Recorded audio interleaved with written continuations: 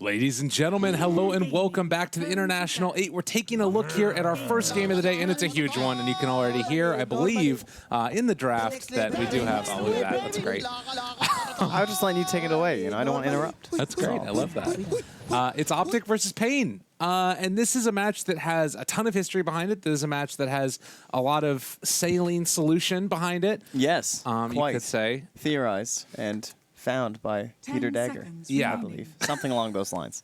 So it's time. Hop right into it. Draft is beginning. We'll get right into these picks and bans for you lovely fine folks. And, oh, look at that fancy flag from Pain Gaming. I'm not sure. I think we had one Pain game so far. I've been trying to keep track of them throughout the qualifiers, and I kept saw their logo just going higher and higher in that group chart. Kept winning some games. You know, Pain was one of those teams that people were starting like, who's the worst team at the event? Who do you think is going to come dead last? And a lot of people would say Pain. That was, you know, coming into this. That's what, yeah, there was some discussion and stuff, but Pain have been showing up. They've been proving that they deserve their spot here. And now they're looking to win a couple games, secure themselves right into the main event.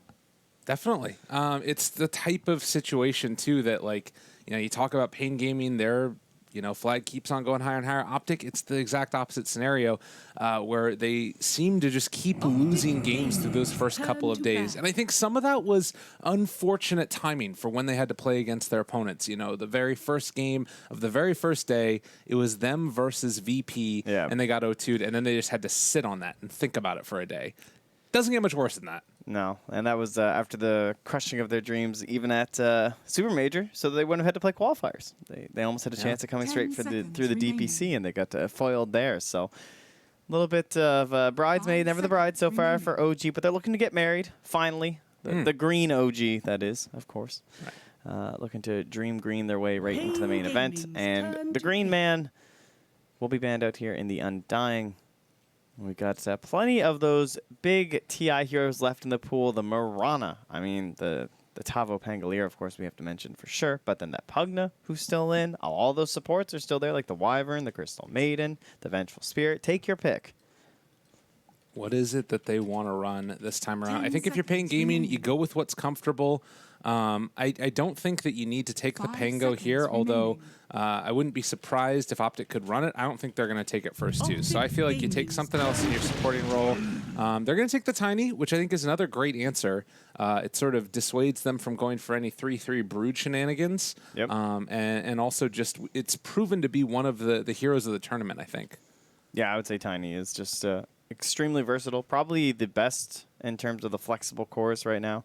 Or at least it seems to feel that way in the games that we've been watching. Pain have had some good success with it. Heavy nuke that, well, it's very good against Weaver, as we've seen in several matches. But this has been a go-to opener for several teams here, the Venge Weaver. And it's good. Like, don't get me wrong. It always feels very strong. In a dual lane, just even if they don't end up playing together, the synergy works really well. But one of the heroes that's been proven to be able to deal with this is the Tiny. You get that ridiculous amount of burst damage, Avatos, and oftentimes Weavers don't even get off that time lapse. So I'm a little bit worried about Optic Gaming with this opening. We'll see what it is that Pain can do to answer it. More stuns I like. Yeah, just keep controlling that Weaver. If I'm Optic, I'm going to be hoping to find ways to draw attention away from the Weaver. Maybe better initiators, better vision, just so you know where that Tiny's coming from, be it from the Blink Dagger or from the Shadow Blade. Just try him, scout him out before he is on top of your bug and squishing him.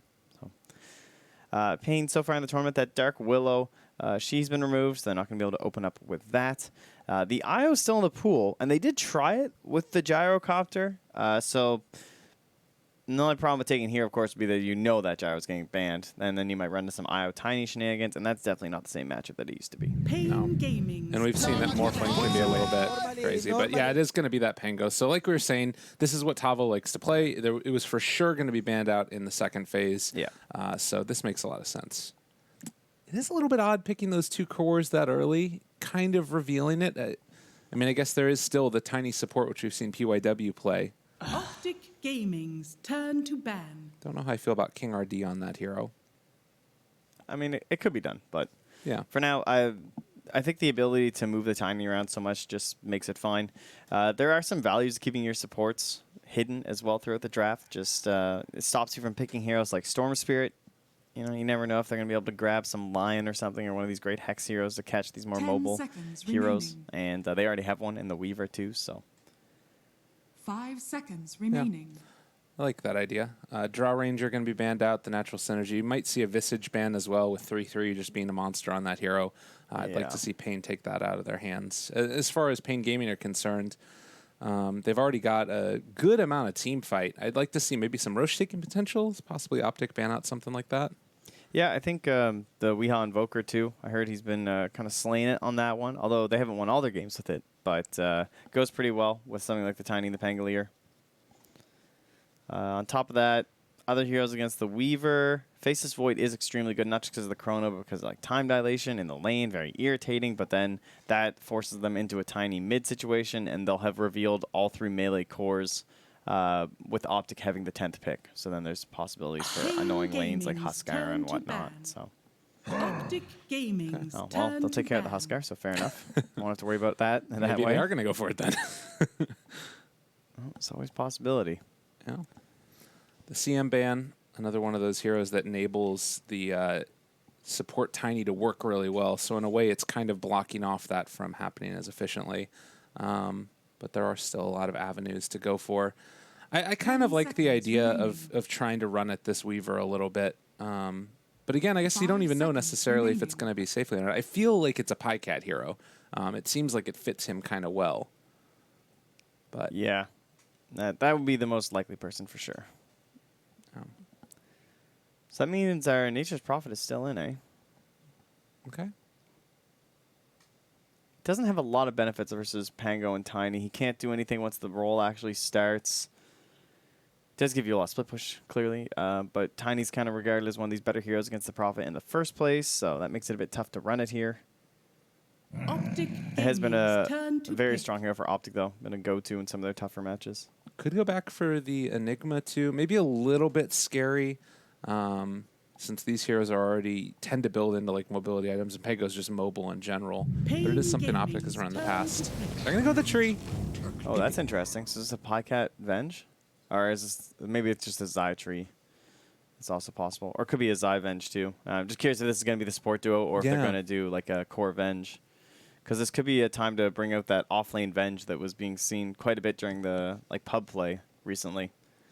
And so that was going into the Shadow Blade. You were 10 telling me about seconds it. remaining. What's the idea behind this hero in the offlane? Basically, it's just a very 5 strong laning seconds hero, and remaining. you guys have all seen Core Venge before. She's great stat gain. She gets very tanky, pick up some treads, and then you can just build in towards a Shadow Blade, and you're a bit of a roaming around the map initiator Optic type, Gaming's kind of turn similar to a Tiny.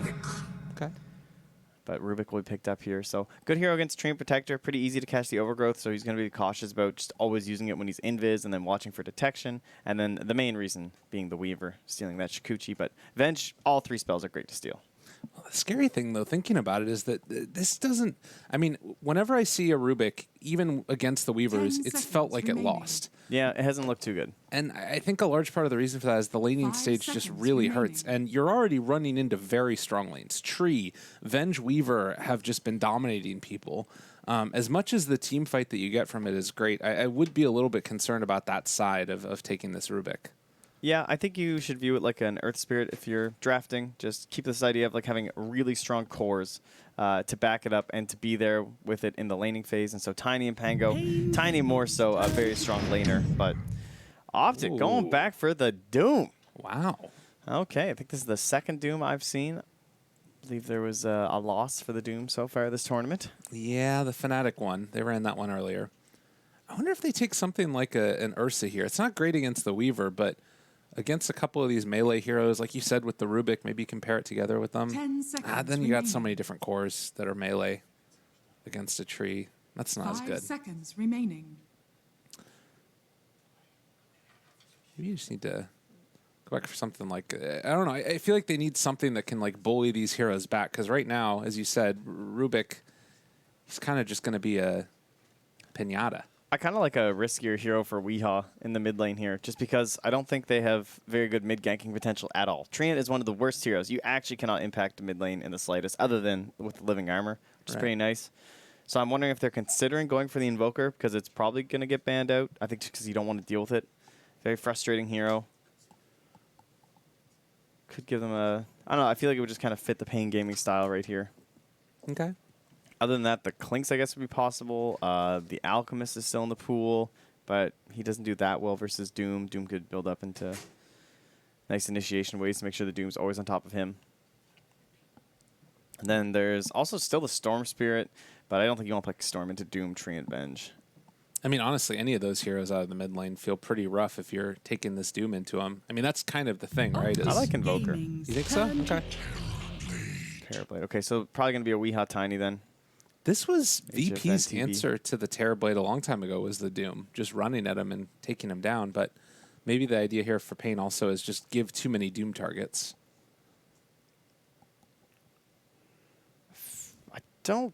I think they have all 3 cores. I don't think they're going 10 to run position seconds 4 tiny because I remaining. don't think their lanes are going to be strong enough to do that. I feel like they need a really strong laner to 5 go with this seconds TB, like remaining. a Wyvern or something. I think you have to let Rubik be the 4. If you wanted to get a melee support very badly, maybe I think Tusk is still a little bit risky.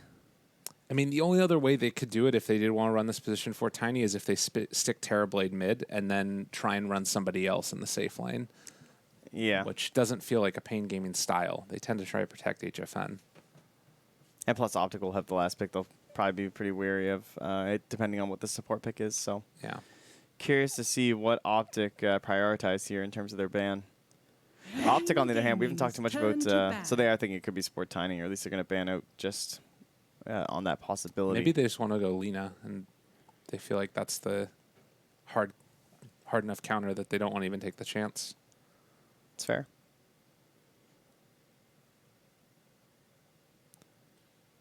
Did Bane ban out Alina? Did they care about Alina? 10 seconds That magical remaining. burst, tough against Terrorblade. Yeah, I can see that 5 being all right. seconds remaining. I think you just kind of wait anyway. So Gaming's ban turn to Tinker. pick. Don't really have an answer for it. Fair enough. And where do they want to go? So benefits of their lineup right now, they have, I don't know, Tavo is crazy, and he can definitely break up team fights, and they have good capitalization on that. Like, if the fight gets really chaotic and spread apart, Terrorblade has this massive range. Like, as long as you can 10 keep heroes off your seconds Terrorblade, he can do a ridiculous amount of damage. Tiny, even in the support role, can throw out a 5 lot of stuns, a lot of remaining. control. He also creates a lot of chaos through these tosses, but I think Optic have great ways of dealing with chaotic sort of team fights because they have the Overgrowth, which has this giant range, and it will be the Winter Wyvern. I think that is the correct choice here for Pain. You're calling it. Know what's up. But, yeah, I just think it looks rough. I don't know. Like, if this fight starts getting really chaotic, they can just mix it up with, like, with the Overgrowth to stop a couple heroes, and you're going to have Doom to stop one of these heroes. There's going to be a swap to 10 kind of, like, counter out that seconds chaos of remaining. the Tiny and everything. Right. And Optic just needs something, like, really even keel here. 5 seconds remaining. Even, I don't know if they want to go Dragon Knight, because that would just help out these lanes. They want some sort of a lane dominator. Be the Storm. Spirit. Okay. Hero. That's a different kind of lane dominator. It's like, I'm not going to crush you in the lane, but I'm going to, like, us trading is not good for you. Interesting. And it also, I mean, if you look at this lineup, unless Pycat got crazy fat, if you took something like a Dragon Knight, maybe you don't scale as well to deal with the Terrorblade late game. Like, you could imagine Storm Spirit zipping in with like a Shivas or something from pretty far away, and then you Yeah. blow up those illusions. You have answers at least. All right, game 1 underway. Optic. It's not quite a must-win, depending upon what else is going on in this group, but it feels like it for them because right now they're sitting bottom of the group. Just win. That That's- is the goal. Exactly. You got to get on the board here. If there is technically ways that they could still make it out if they lose both of these games, but you want to be able to be in a good position seed-wise, everything else. Control your own destiny. Exactly. Don't rely on the losses coming from other teams. That is the way that you want to play. So, Pain Gaming on the other side, depending upon what happens in the other series, there's a chance that they could make upper bracket. It's not outside of the realm of possibility with the games that are still left to be played. So we'll have to wait and see as the players load into this one. Really curious to see how this Pangalier's lane is going to go. I feel like Optic have just very strong side lanes, and I feel like they have very weak side lanes on the side of Pain. I feel like they're just scraping by with Terrorblade, Winter Wyvern, But that can all shift. Like, you get a first blood off of smoke, suddenly someone just has boots when they're not supposed to, and it's like you're a whole different support. So this whole mess is Oh all man, your fault? we've got a lot of all chat going on. Yeah, we're kind of expecting that for this matchup. Definitely. Again, for anybody that does not have some of the history behind these two teams, there was, some words that were shared between them in past games where some teams took offense to it. Speaking in very generalities, you can go look it up later if you want to. We don't need to get into the dirty specifics, but suffice to say that there's a little bit of, not anger, but I would say at least, I think that both of these teams would feel happy beating the other ones. Tavo agrees. He's chuckling to himself. What a bunch of cool guys. Both these teams. Get some legendary picks here, though. I mean, talk about the Tavo Pangolier, but the PP Tree. This is probably his, I don't know, it's probably his most famous pick, even though he didn't have the most incredible games on in terms of none of those iconic TI matches, really. But, he spams this thing a lot. He's a big fan of the Treant Protector. I always see him shilling for buffs on Treant when he's in a bad spot, but that is not the case right now. Look at these guys. I like that, too. The applause afterwards. I guess they can't see what the other people are laughing No, they about. don't even know how great it is. They don't. Oh, it's very nice. They might have an idea. They might have an inkling that Pain Gaming used the chat wheel. The only thing that can stop them is the cooldown on these abilities. They're already using sprays inside the fountain, everything. So you talked about the side lanes and that you feel like it's probably going to be into the favor of Optic, but that could change depending upon, early kills and maybe getting a little bit of an injection in gold. Yep. It does look like it's going to be the Rubik Pango combo. I guess the other thing that we could probably see is Rubik heading over and trying to steal away one of those waves. Yeah, he could try some creep pulling shenanigans, but against the Treant Protector, that is quite scary. The Venge and the Doom will be heading up top. I guess this fits their style a bit more, just with PPD often playing in the safe lane, kind of managing pulls and everything like that, even if he is on the tree. We've seen this a couple times in the Treant Protector where it felt like you're expecting him to be in the top because it just feels like a better area to play. But the Venge versus the Terrorblade has been a very annoying matchup in lane. Yeah. Reducing that armor and just helping to chip through his very low HP pool. And the other thing, too, is it's not just the armor, but it's a decent chunk of magical damage. 60 there at level 1 for 25 mana costs on a 10-second cooldown. It's a lot of value that you get out of it. It just sort of takes time. It's the slow chip. Duster is going to be there as well. I feel like this is, yesterday we saw the value of Cold Embrace with the Spirit Bear. Yeah. Not so much the case with the Terrorblade. No, Terrorblade is great when you have flat heal stuff, like Witch Doctor or something. When you have percent-based, whew, not that great. Everybody from Pain just tipping PPD as well. The battle begins. They're feeling themselves in this game at number 1. And it's going to be Pain picking up 2 bounty runes, as will Optic. And they do the horse noise on the Rubik as they head away. Okay, so this is interesting. So they are going to be bringing the Weaver up into the top lane. They've just decided that this is going to be the better place. They want the Weaver versus the Terrorblade, especially with the Venge. That's understandable because that's way more physical damage. And Doom should do great versus this Pangolier in lane, especially with the help of a Treant Protector. Really worried about King RD. Yeah, this is a pretty quick problem that can come down. They actually drop down the Sentry Ward anticipating the tree. They'll know that he's going to be over here. PPD does have a Sentry Ward of his own. Yeah. And this is a really bad spot to put your Sentry Ward, too, where it's in the lane like this. Because PPD is going to hide his in a tree somewhere once he figures out where it is, and there's no way that you're going to see his before he sees yours. Yeah. So we'll just have to watch how that comes. King RD. Good luck. The damage. I know. It's like 2 punches, and that's it. At least he didn't get the Orb of Venom on PPD, so that's going to help out quite a bit. But you cannot outlast at the tree because he just gets a deny there right in Tavo's face. Top lane battles going on as they're throwing out waves of terrors and the Arctic Burn. And interestingly enough, it's actually Duster that ends up on the worst end of the trade, even though he's got that Arctic Burn. Just all of the right clicks and wave of terror damage coming through on this hero. Even under the tower with that bonus armor, it's still not enough. Yeah, it's going to be a lot of spam up there. Shikuchi is just absolutely brutal level 1, and that's a lot of magic damage for a TV to handle. And neither of them have sticks either. That's going to be something that they're going to need to invest in the near future. As all of the spam's going to come out. But you can understand wanting all that regen as well. Yeah, it's important you get this first meta going too, just for the last hits. But mid lane 10-2, 10-0. Kind of expected that. I think it's more likely Weeha's going to get a kill here. I wouldn't be too surprised. I don't think Optic will be that upset if it happens. They'll try and keep CCNC healthy, I would guess, with like some living armor, maybe at level 4 if PvD can go for it. But top lane, threaten the Winter Wyvern very low, but now the Magic Missile turnaround. HFN maybe in a little bit of trouble. They have Sakuchi again in 1 if they want to go for this, but with the stick on the Terrorblade, it's a little bit too scary. Weeha gets a haste rune, so he's able to really dominate the lane now. And always put the threat in CCNC. He was about a half HP, but now he's regened up. It shouldn't be too bad. He doesn't even actually needed to use his 2 shared tangos either. But Storm Spirit does have his bottle now. And throwing that tree over as well to get 3 CS simultaneously. The value coming out from Weeha. Oh, yeah.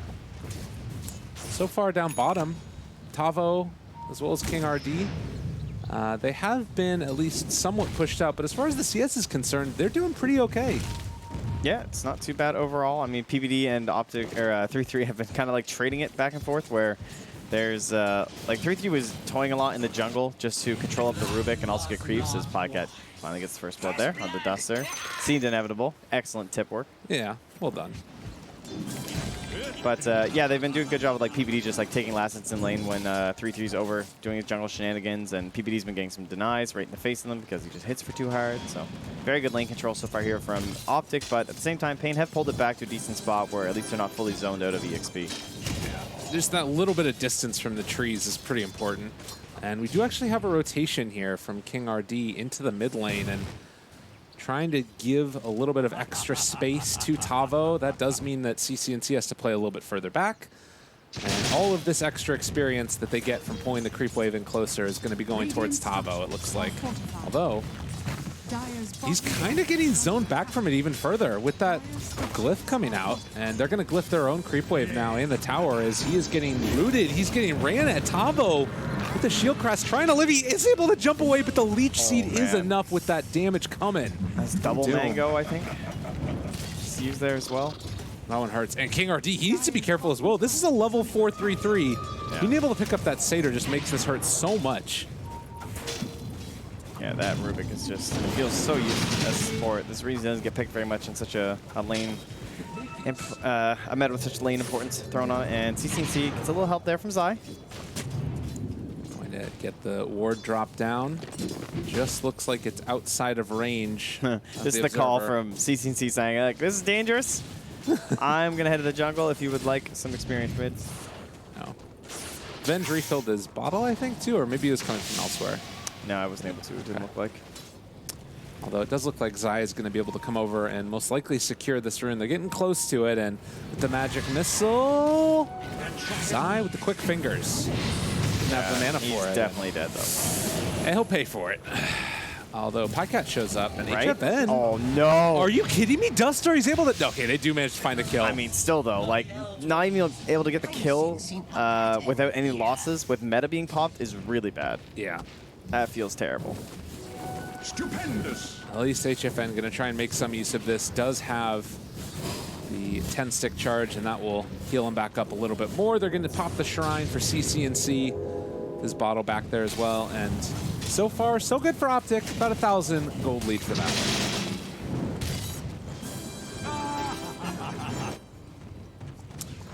one. Well, we're sitting at about that 5-minute mark, as Weeha's going to head into the jungle, see if he can find himself the Storm Spirit.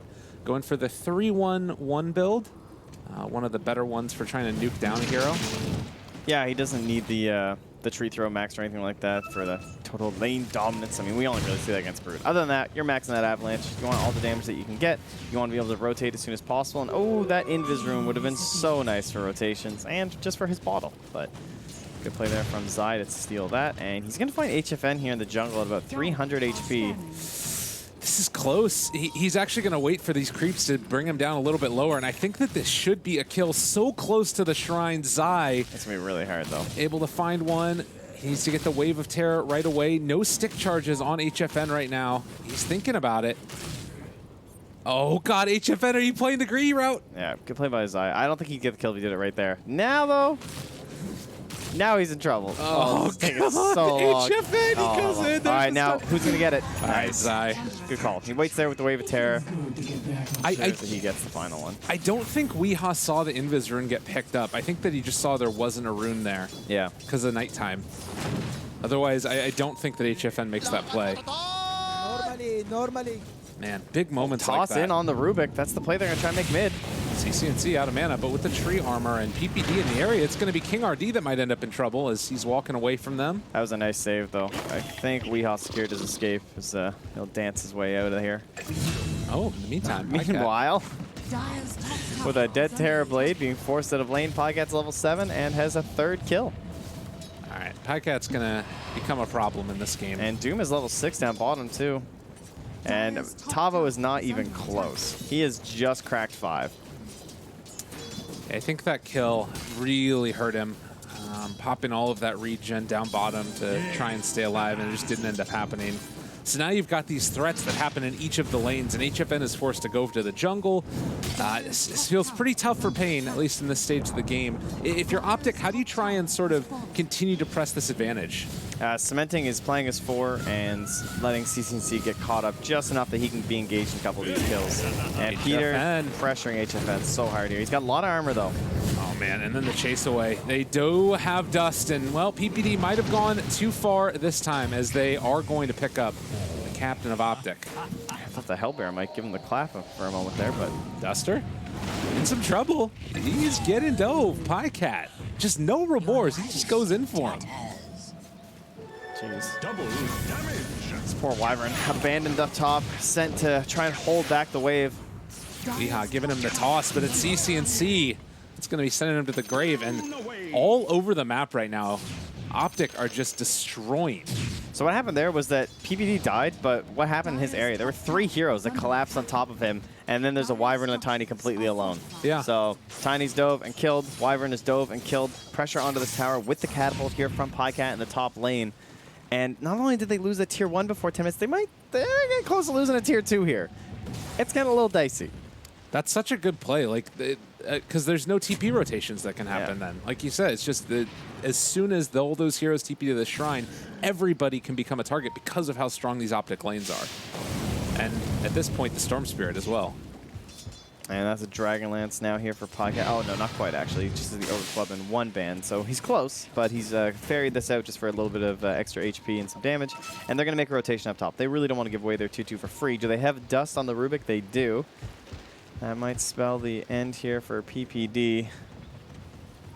Well, they kind of would rather go for this Pycat kill if they can, as CCNC takes down Tavo yet again. They go for it onto the Winter Wyvern. Duster in some trouble, but if they can bring him somewhat low, you might be able to find the follow-up as they get the lift there onto Pycat, trying to take him down and kill him off. He gets the time-lapse off, and it was never going to work. And now he's thinking about going for more. Pycat is a madman, trying to kill off King RD. He's diving under the tier 2 tower yet again. They're bringing in heroes. You think Pycat cares? Oh, He just found himself another kill. Another Sakuchi, the chase away, and he is eventually going to fall. Mistakes were made. Living Armor's only level 1, you know? It's not coming back anytime soon. And he definitely abused the longer cooldowns there, but they're not that long. So the second toss comes back up and feeds back a little bit of the gold they've been gaining. But yeah, it seems always simultaneous kills across the map as we saw Tavo get picked off by CCNC, having a great game at this point. Must be near the top of the net worth. Yeah, right after these 2 other cores. As despite not rotating, 3-3, 1-0-0, and a 5K net worth here in a moment. He has 63 CS at 11 minutes. He is out of control. And I think the other thing, too, is now with these 2 heroes, they can play around each other. And I think you don't want to doom Weehaw, most likely. No, they're trying to bait a fight here. And Tavo's prepping his ulti in case they go. They are going to get the Avalanche. Now the follow-up. Doom comes down onto the Tiny. They're able to steal it, but no, it's Scorched Earth. Able to walk away. Very well played by 3-3. But the chase down, they actually might be able to find this kill onto Weehaw in spite of the runaway. They can't find the deny. 3-3 is trapped in by the creeps, but he's going to chase forward for more. They find the jump onto Tavo. CNC with the Hadouken. 3-3 takes him down. And on the other side of the map, PPD takes down HFN. Everybody's dying on Pain Gaming. Optic are running a train. Yeah, they have spotted the weakness in this lineup for sure. They just paper lanes on the side. Look at 3-3. Yeah. He doesn't care about anything. Got Satyr Ore, some Scorched Earth, burn, baby, burn. Zai takes the kill. There's still a tier 1 tower here, by the way, guys. But there's not a tier 2 top in the moment, as Pycat stayed up here to chip this down. How often do you see a Doom dive 2 separate tier 2 towers before he comes back to the side of the map? I mean, how often do you see a Doom get complete and utter free farm in the safe lane, 60 last and then straight into a Vanguard? He understands. He doesn't really need any of these other items, right? Just needs to live, be a face for his Weaver and his Storm Spirit to play around. This is what a lot of our other Weaver games were missing, right? It's like, we've had these games of Weaver versus Tiny, and the Weaver just gets initiated on and dies, but 3-3 is going to be in the front line every single time, and somehow Weehaw's going to find his way around that. You steal the bugs here. Not the skill he wanted. Pycat's going to get it. Get the kill, and meanwhile, mid lane, again, they find themselves... Oh, no. Yeah, tip that. That's the other way around. Yeah, whoopsie. That's a big kill for Weehaw. They needed to get on the board with something, because it's 9,000 gold lead at 12 minutes. It was getting out of hand. Yeah, he's the hero that can turn this one around. Now, the Courier is going to come through, not going to be killed off. That would have been pretty bad. So that's the Blink Dagger. It is spotted and pinged by PPD. And they are probably going to be aware of the fact they'll be smoking up forward or something. In the meantime, HFN just going to try and farm up into his treads. We've seen Terrorblades be sacked in the past. It has proved to not always end up working out. But if there is one guy who's been able to farm his team back into the game, it's been HFN in the past.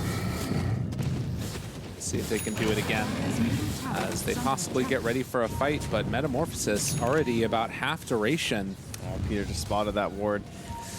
They just, pops, but they don't know. Forward. PPD, they spot absolutely everybody. The Overgrowth hits onto 2. Pycat chasing as well. They do have a big Winter's Curse coming in from the other side. If they can manage to find it onto a key target, this could be huge. He drops it down onto the tree, and meanwhile, 3-3 is separated from the rest of his team. Tavo jumping forward. They kill off PPD, and now back and forth into the Tavo Pain Train. Can they kill them off, though? CNC looking to escape, and it looks like Tavo is going to get out of there as well. So at the end of the day, it's only PPD that goes down. Yeah, Zai held that swap too. They were ready to let Peter die. It's kind of interesting. Just to secure the fact that they could possibly win like the secondary engagement. They don't want to waste anything else, so not too bad. Just your tree. And it's not going to stop them from pushing in. Deny. Weehaw got it. Middle tower has been denied. You got to find the little things. Yeah, Radiant's sorry. bottom tower is under attack. But, I mean, I hate that still one kill to start here for Pain, and not the best out of a smoke, of course, that they had to happen to run to the entirety of Optic. They only get that one kill, but they'll buy another smoke onto our Rubik here, and King RD and Weehaw probably going to try and group up there. And Peter, same spot. He knew that there was a ward, but he is going to get initiated on by Weehaw, and the pings just keep on coming. They're going to try and... Well, Is it within he range? just used Wave of Terror. It's like just barely within range. Oh, he just got that kill too. Stun onto 1. King RD in trouble. Weehaw there as well. They have the Sakuchi stolen though, and now Zai gonna fall. Supports are feeding away here. Keep on just going down. Do they not see him? All right, Oh, the sentry right on his face. in the next level play. Oh, yeah, just gonna pick those ones up. That's pretty wild for your 2 supports to just come back down into that box and try and get some D wards going with 0 cores. Yeah, it's a little crazy. Stupendous. Well, they will pay the price. It is still free space for, I suppose, like the other cores and everything, but Pain trying to slowly kill their way back into this one. It definitely feels tough right now, and maybe this is one of the ways to do it too, is going for the Sakuchi play, like Sakuchi into lift from the Rubik.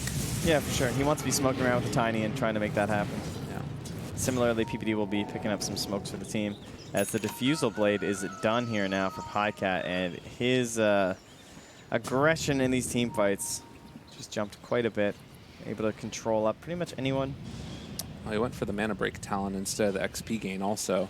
So he's got a lot of mana burn. Wow. That is pretty interesting.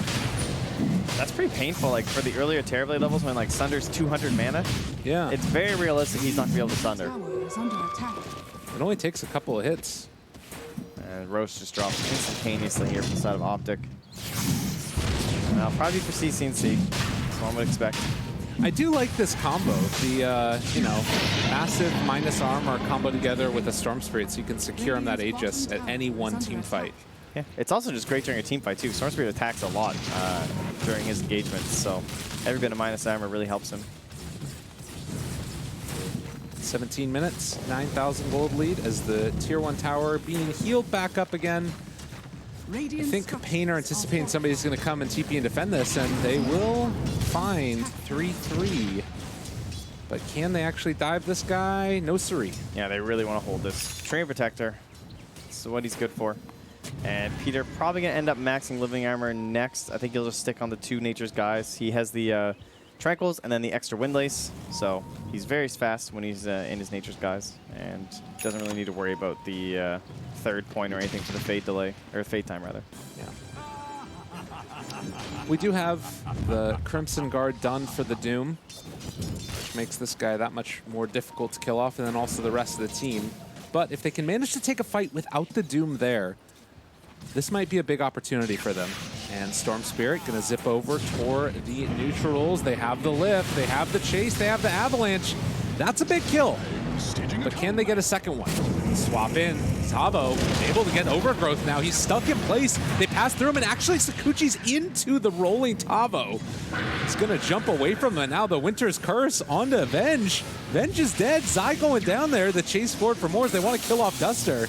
But that's burning through the Aegis as well as killing off Zai. Oh, but meanwhile, HFN, he's doomed up. And he does not get denied in time. I thought Tavo was going to make it. And Tavo also now in trouble. He doesn't have any way out of this one. All for a deny.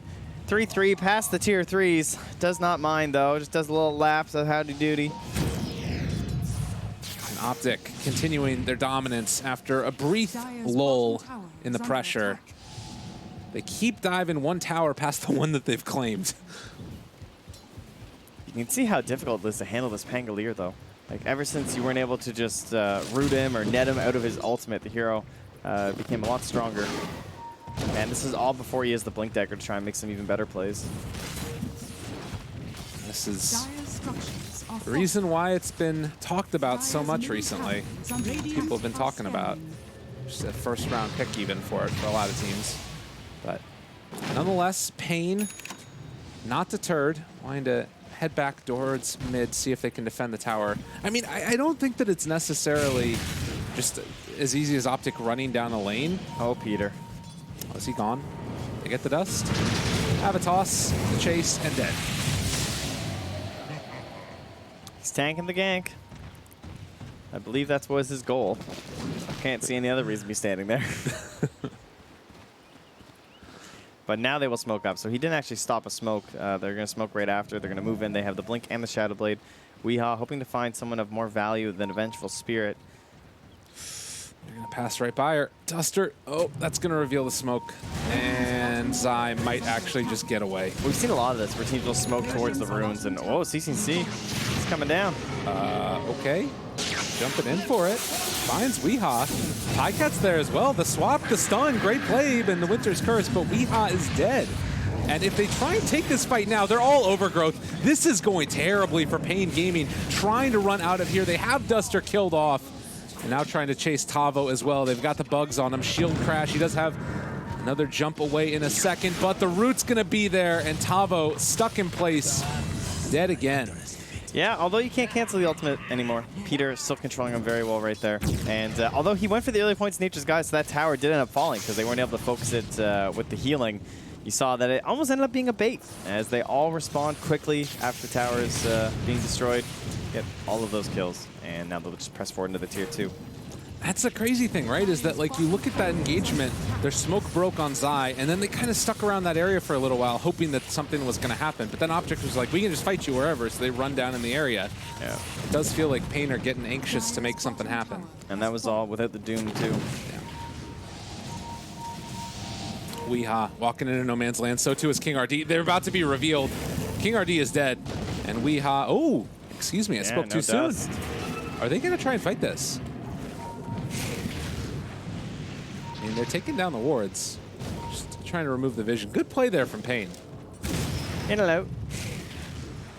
I like how Pycat's been sitting this whole game on his strength treads. Like whenever he crosses the river into the dire side, he basically swaps the strength treads like right away every time. Yeah. Just trying to make sure he doesn't get bursted down. I think Pycat has had an underrated season. It's kind of crazy thinking about where he was last year in comparison to now, and he's looking like a top-tier carry in a lot of ways. He definitely never seems to die. That is one thing about this guy. He just, even when they lose, he'll often have like one loss or something like that, which can be a good or a bad thing. You know, it just largely comes down to the style of Optic, where maybe they're just playing not around him all too much, but that means he might not be as engaged carries. Yeah. In terms of like earlier team fights, but I can definitely imagine HFN would love to be 0 or 1 death right now because he's been struggling to keep up. He's still behind Weehaw, and this is a time that hasn't even been finding that many kills across the map, just a couple onto a Treant. He's the one who's in the riskier spots, blowing up waves. Double damage. He's been hitting a lot of creeps, as he needs to do. Dire are scanning. It's a tough Terrorblade game. I mean, that Weaver Venge opening dual lane is, I think, I feel like I've seen it so many times against Terrorblade in pubs and high-level pubs and everything, but yeah, seems strong. King RD has invested into a gem, Radiant trying to remove the vision from their map.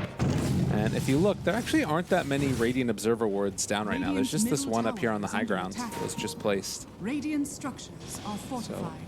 Pain trying to do the things that they need to get back into this game. It's 23 minutes in, a 9,000 gold lead, 21-9. Pain holding hands as they farm across the map. Yeah, this is good they're able to dodge out this aggression, but I feel like we've had several fights in this area over the past couple of days where teams are getting very good at reading the movements of their enemies and finding them squished up into this corner, and then everyone ends up running the side chop and grabbing TPs and trying to get out, but a couple people get stuck. So here we go, the side chop play. Is everyone out of here? Let's see. Seems so. Okay, again, Pain then. Oh, CCNC though. Look at this guy. Just finds the Rubik TPing across the map and jumps on him. Radiant's top tower is under attack. Tavo Oh. also having no TP, so he'll be forced to stay, but they'll save the tower. PBD will start healing that up. Yeah, nice play by CCC. Looks like he's going to be going back towards the Bloodstone now. Has a gem on him as well. That's, I think, the one picked up from the Rubik as well. Ava coming out onto 1. They get an overgrowth onto 3, though. HFN managed to escape from it, and they pop the reflection, starting to deal the right-click damage. PPD caught, is going to die. They swap in the Doom, thinking that he's going to be able to survive through it, and actually kind of looks like he's going to.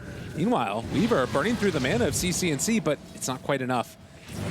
As they chase down 4 more. Duster escaping to the side. And, well, there's the Diffusal Blade. He should still live through this, it looks like.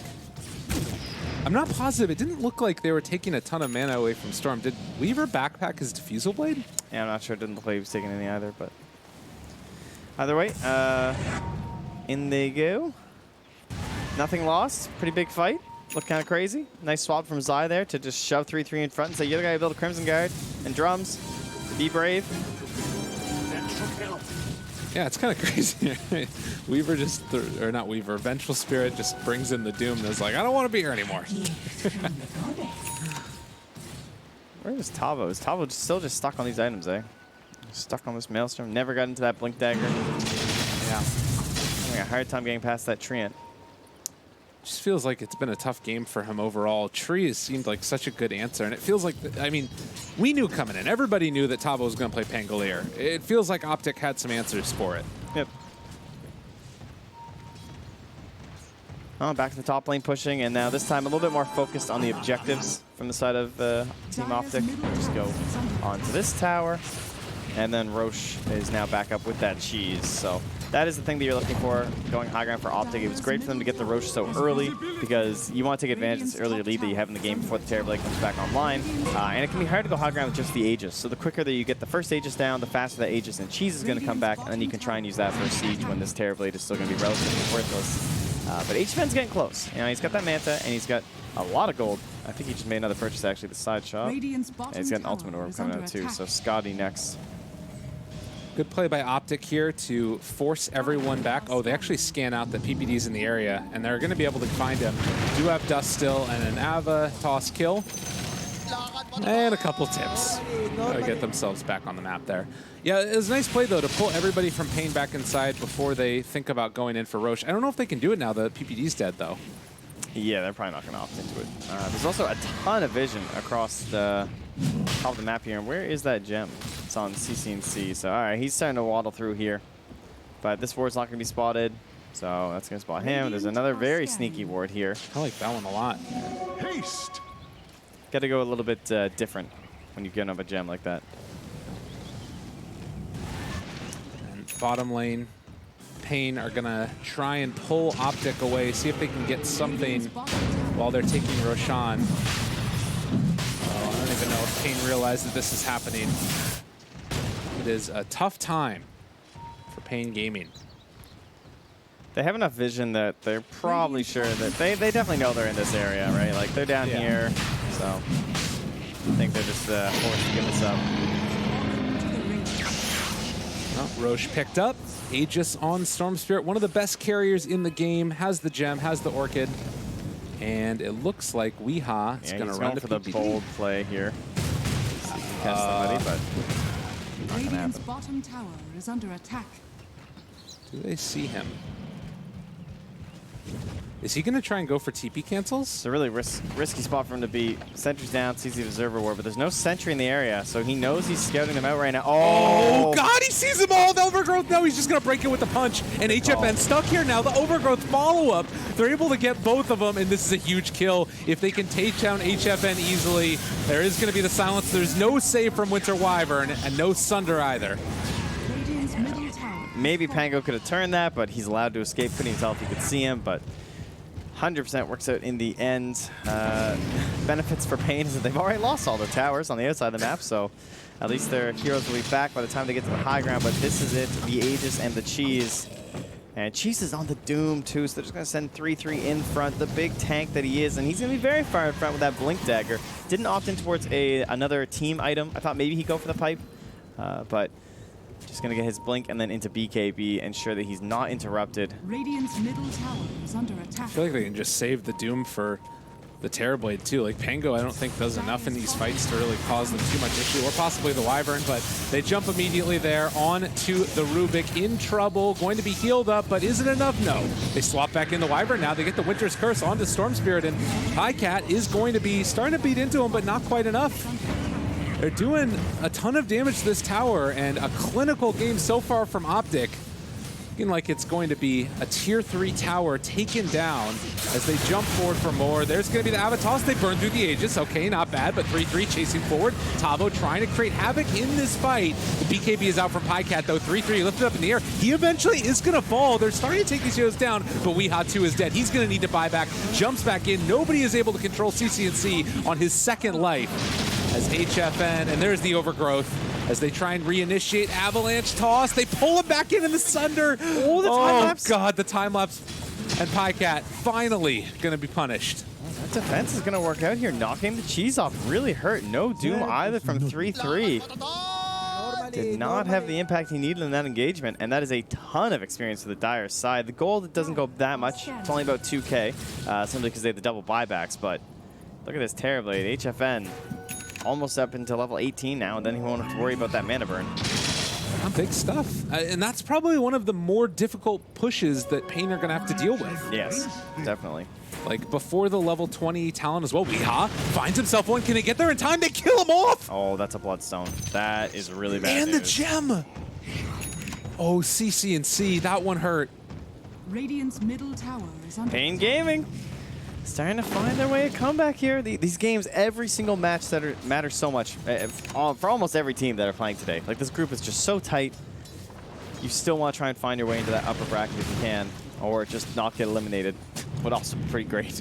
Well, and I mean, you look at the kill score right now, it's not that different than what it was before. You look at the net worth, it's not that different than it was before. But taking away the Aegis, taking away the cheese, lowering those Bloodstone charges, this feels almost like a completely different game than it did 3 minutes ago. Yeah, it's a lot of momentum-based things that are happening right now for the side of Pain. They're definitely feeling good. This is certainly a momentum team, and the more chat really you hear, the better the team's doing inside. And it won't be the Scotty, it won't be the Lincoln Super HFN. It is zipped on. Instantly blown up. Okay. I thought he might just want to go for the general tank ability, but he just needs that Lincoln Sphere for the Doom, so that's totally fine. Understandable. Well, and Storm hits level 20, 30 attack speed talent, and it is still going to be a problem for Pain Gaming going forward. These supports are just food for the Storm Spirit. They don't have a counterplay option right now. Yeah. And this Rubik, King, he really wants to get a more offensive item. He doesn't want to have to go for this Glimmer, this Yule, this Force Staff, but doesn't have a choice. They just had a rough start to the game. He did steal Shikuchi. Maybe he can now play on the side lanes a little bit and try and get himself into something to help a bit more on these pushes, because he's going to be targeted every time because he has no defensive option. The Wyvern, same problem. In fact, it's Duster who's looking for the Blink to try and find a perfectly placed curse onto CCNC. And although you can't burn the mana with the Fusel Blade, you know, you're still trying to kill the CCNC Storm. Invis rune for Zai, scouts out Weehaw, and that's going to mean a dead Tiny. Solid play there. No buyback on him either. Yes, I believe he was one of the ones who spent in the last fight the Wyvern and the Tiny, so this is where the problems start to occur. Like, yeah, you got a couple kills, and you got the big defense, but you're running low on bodies. They're coming back. But this time, 3-3 needs to make plays. He's got to hit this Doom. Yeah. Any hero, honestly, is going to feel pretty fine. Terrorblade is the dream, but Terrorblade also has the Lincolns, and the question is, have they noticed it yet, too? I think 3-3 just pinged him. Yeah, they have the illusions out there too, which should see him. But wait a minute. Again, Storm Spirit in trouble. He is backpacking his Diffusal Blade to try and reduce the amount of mana that's being drained. They pop the cheese as well. Zai is going to die, and meanwhile, the turnaround, they find themselves the kill onto Duster and Zai. CCNC jumps back in. Can he get the Sun Drop? He gets it off 3-3. The Doom comes too late, but he is still going to be able to find the kill, and the Doom was stolen. They turn it on his CCNC. HFN takes down 2 before he gets the kill. The buyback afterwards from the Terrorblade, and the roar comes from Pain Gaming as they hold again. High Cat will just have to limp away here. They have still just taken a tier 3. No racks yet. It does open up the shrines. And once again, it's the same situation. Not a lot of net worth, but a hell of a lot of experience, and it's all just going on this Terrorblade. The last time they won the fight, it put him to level 17. He's now level 21 and a half. Oh my god. HFN making the comeback for his team right now as they try and chase down PPD. They're going to be able to get him in time. Doesn't look like it, but still, I mean, I wouldn't call them in the lead. It's still an 11,000 net worth for Optic, but you can feel the momentum building as they take down the ward inside their base. And King RD, in a pretty difficult game, finally gets a big steal on the Rubik, using that Shikuchi over and over, and then finally getting the Doom. As just too much for 3-3 to have to worry about with the Lincoln Sphere and everything, and that's where you might miss that slip up on the Scorched Earth right after. If you don't get that Doom steal, I think CCNC probably kills everyone. Yeah, he can probably off of that fight. And he lost another gem, but they also got a gem back, so it's okay. Trading gems. Who's this one? Just back and forth over and over. That's King RD's gem. Yeah. Oh, they smoked. It was near a ward. It's hard to tell. Oh, look at that. He's going back and forth, and the pings come out. HFN says his illusion ran into somebody. That's a nice little play. That's a Weehaw classic, I believe. Maybe Rezo, too.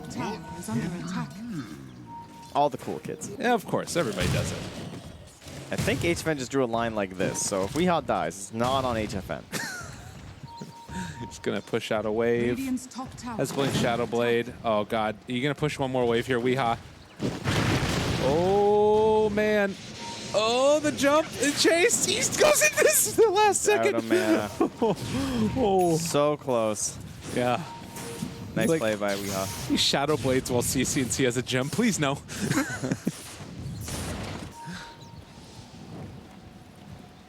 10,000 net worth lead.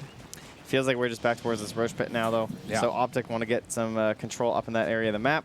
Currently, they have the ability to take down that shrine, so I would think they would want to do that before they go for the Roche. On the other hand, if they just try and sneak the Roche, Pain might not expect it if that shrine's still up. All going to depend on vision, and largely that's based off of HFN just throwing out illusions to scout. They're going to find PPD. Tavo rolls forward. They take the kill, and with Roche back up again now, the question is, do Pain feel confident going for it themselves? I think they could try and force this fight. Are they not going to check? Or at least the buyback. All the bugs will check from Optic. They'll see that the Roche is not being contested by Pain. They do have one of the... Oh, no, HF Landing Illusion is going to go down. Instead, they're just going to pressure for the tier 2. They pop Bena for this, and the Winter's Curse. Okay.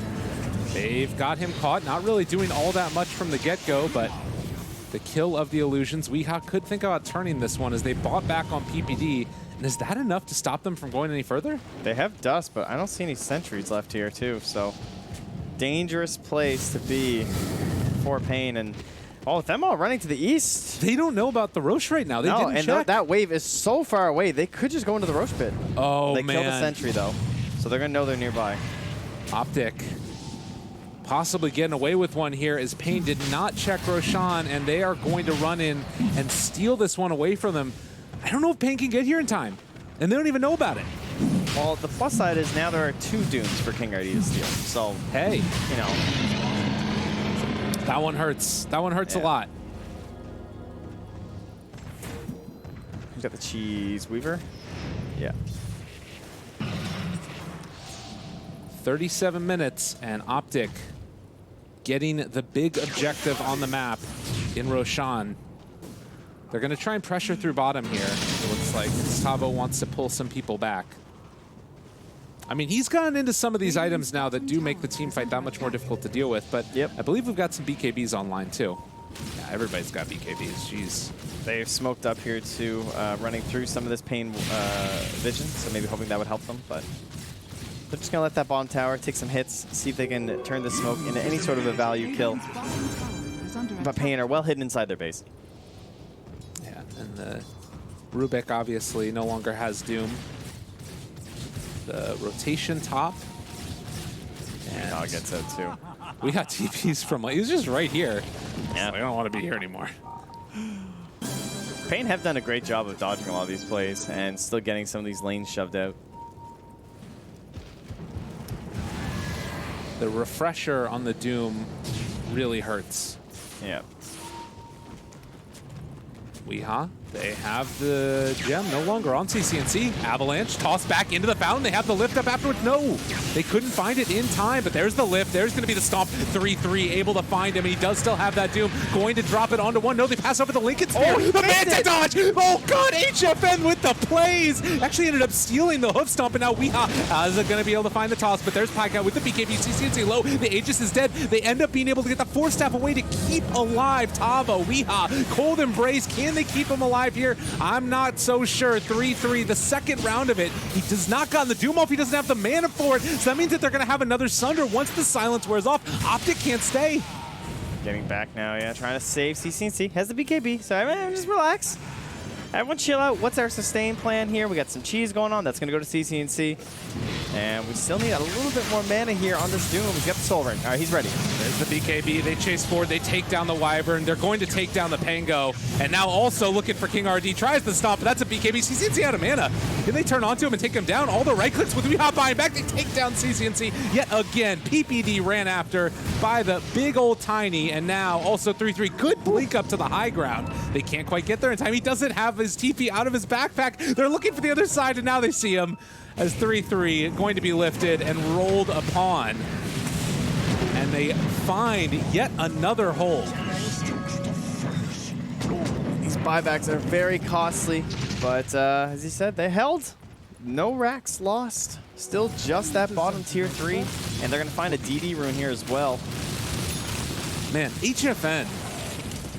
That was insane. Yeah, that was close. That thing was swinging down the hammer of the Doom, and he was like, no, I'm out of here.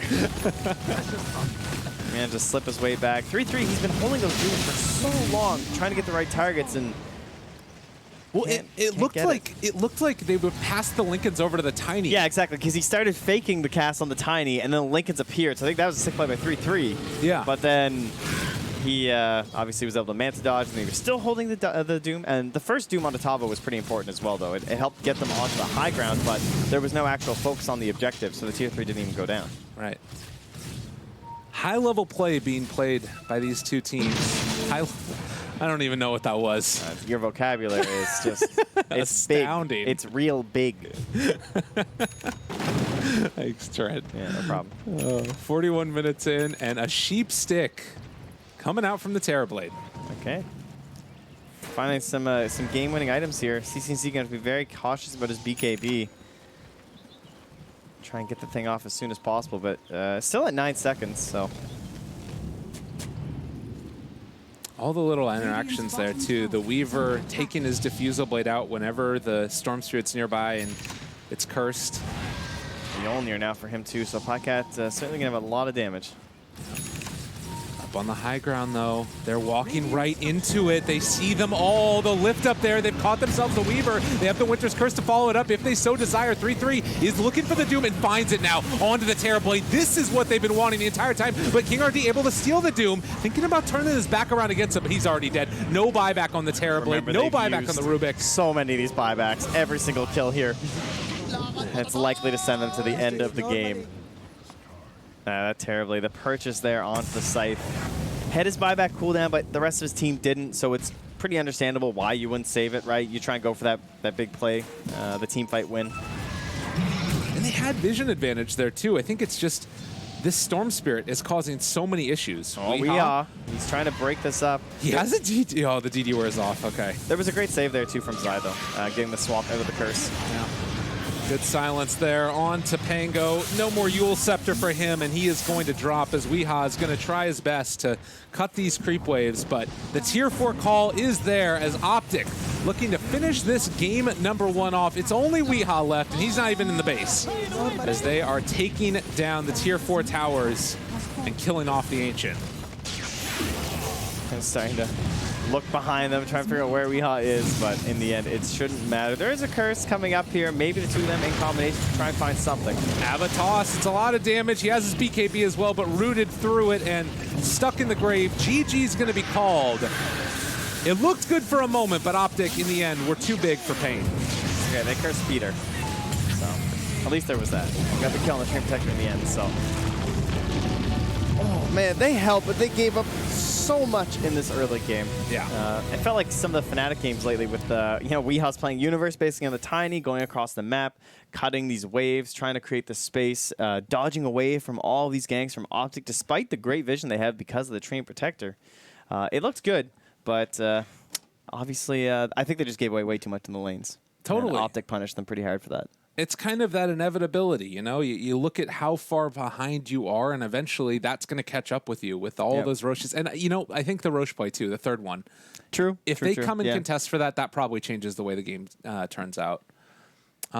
Any thoughts for, I guess we've harped on it enough. Lanes. Don't pick Rubik. No, Rubik's okay, but a Rubik Pango lane. Pango's not the strongest laner. He's more of a, try and get by in the lane kind of hero, you know? Okay. He's not going to be pressuring into you all too hard, especially against a Doom and a Train Protector. I thought that was a great Doom pick.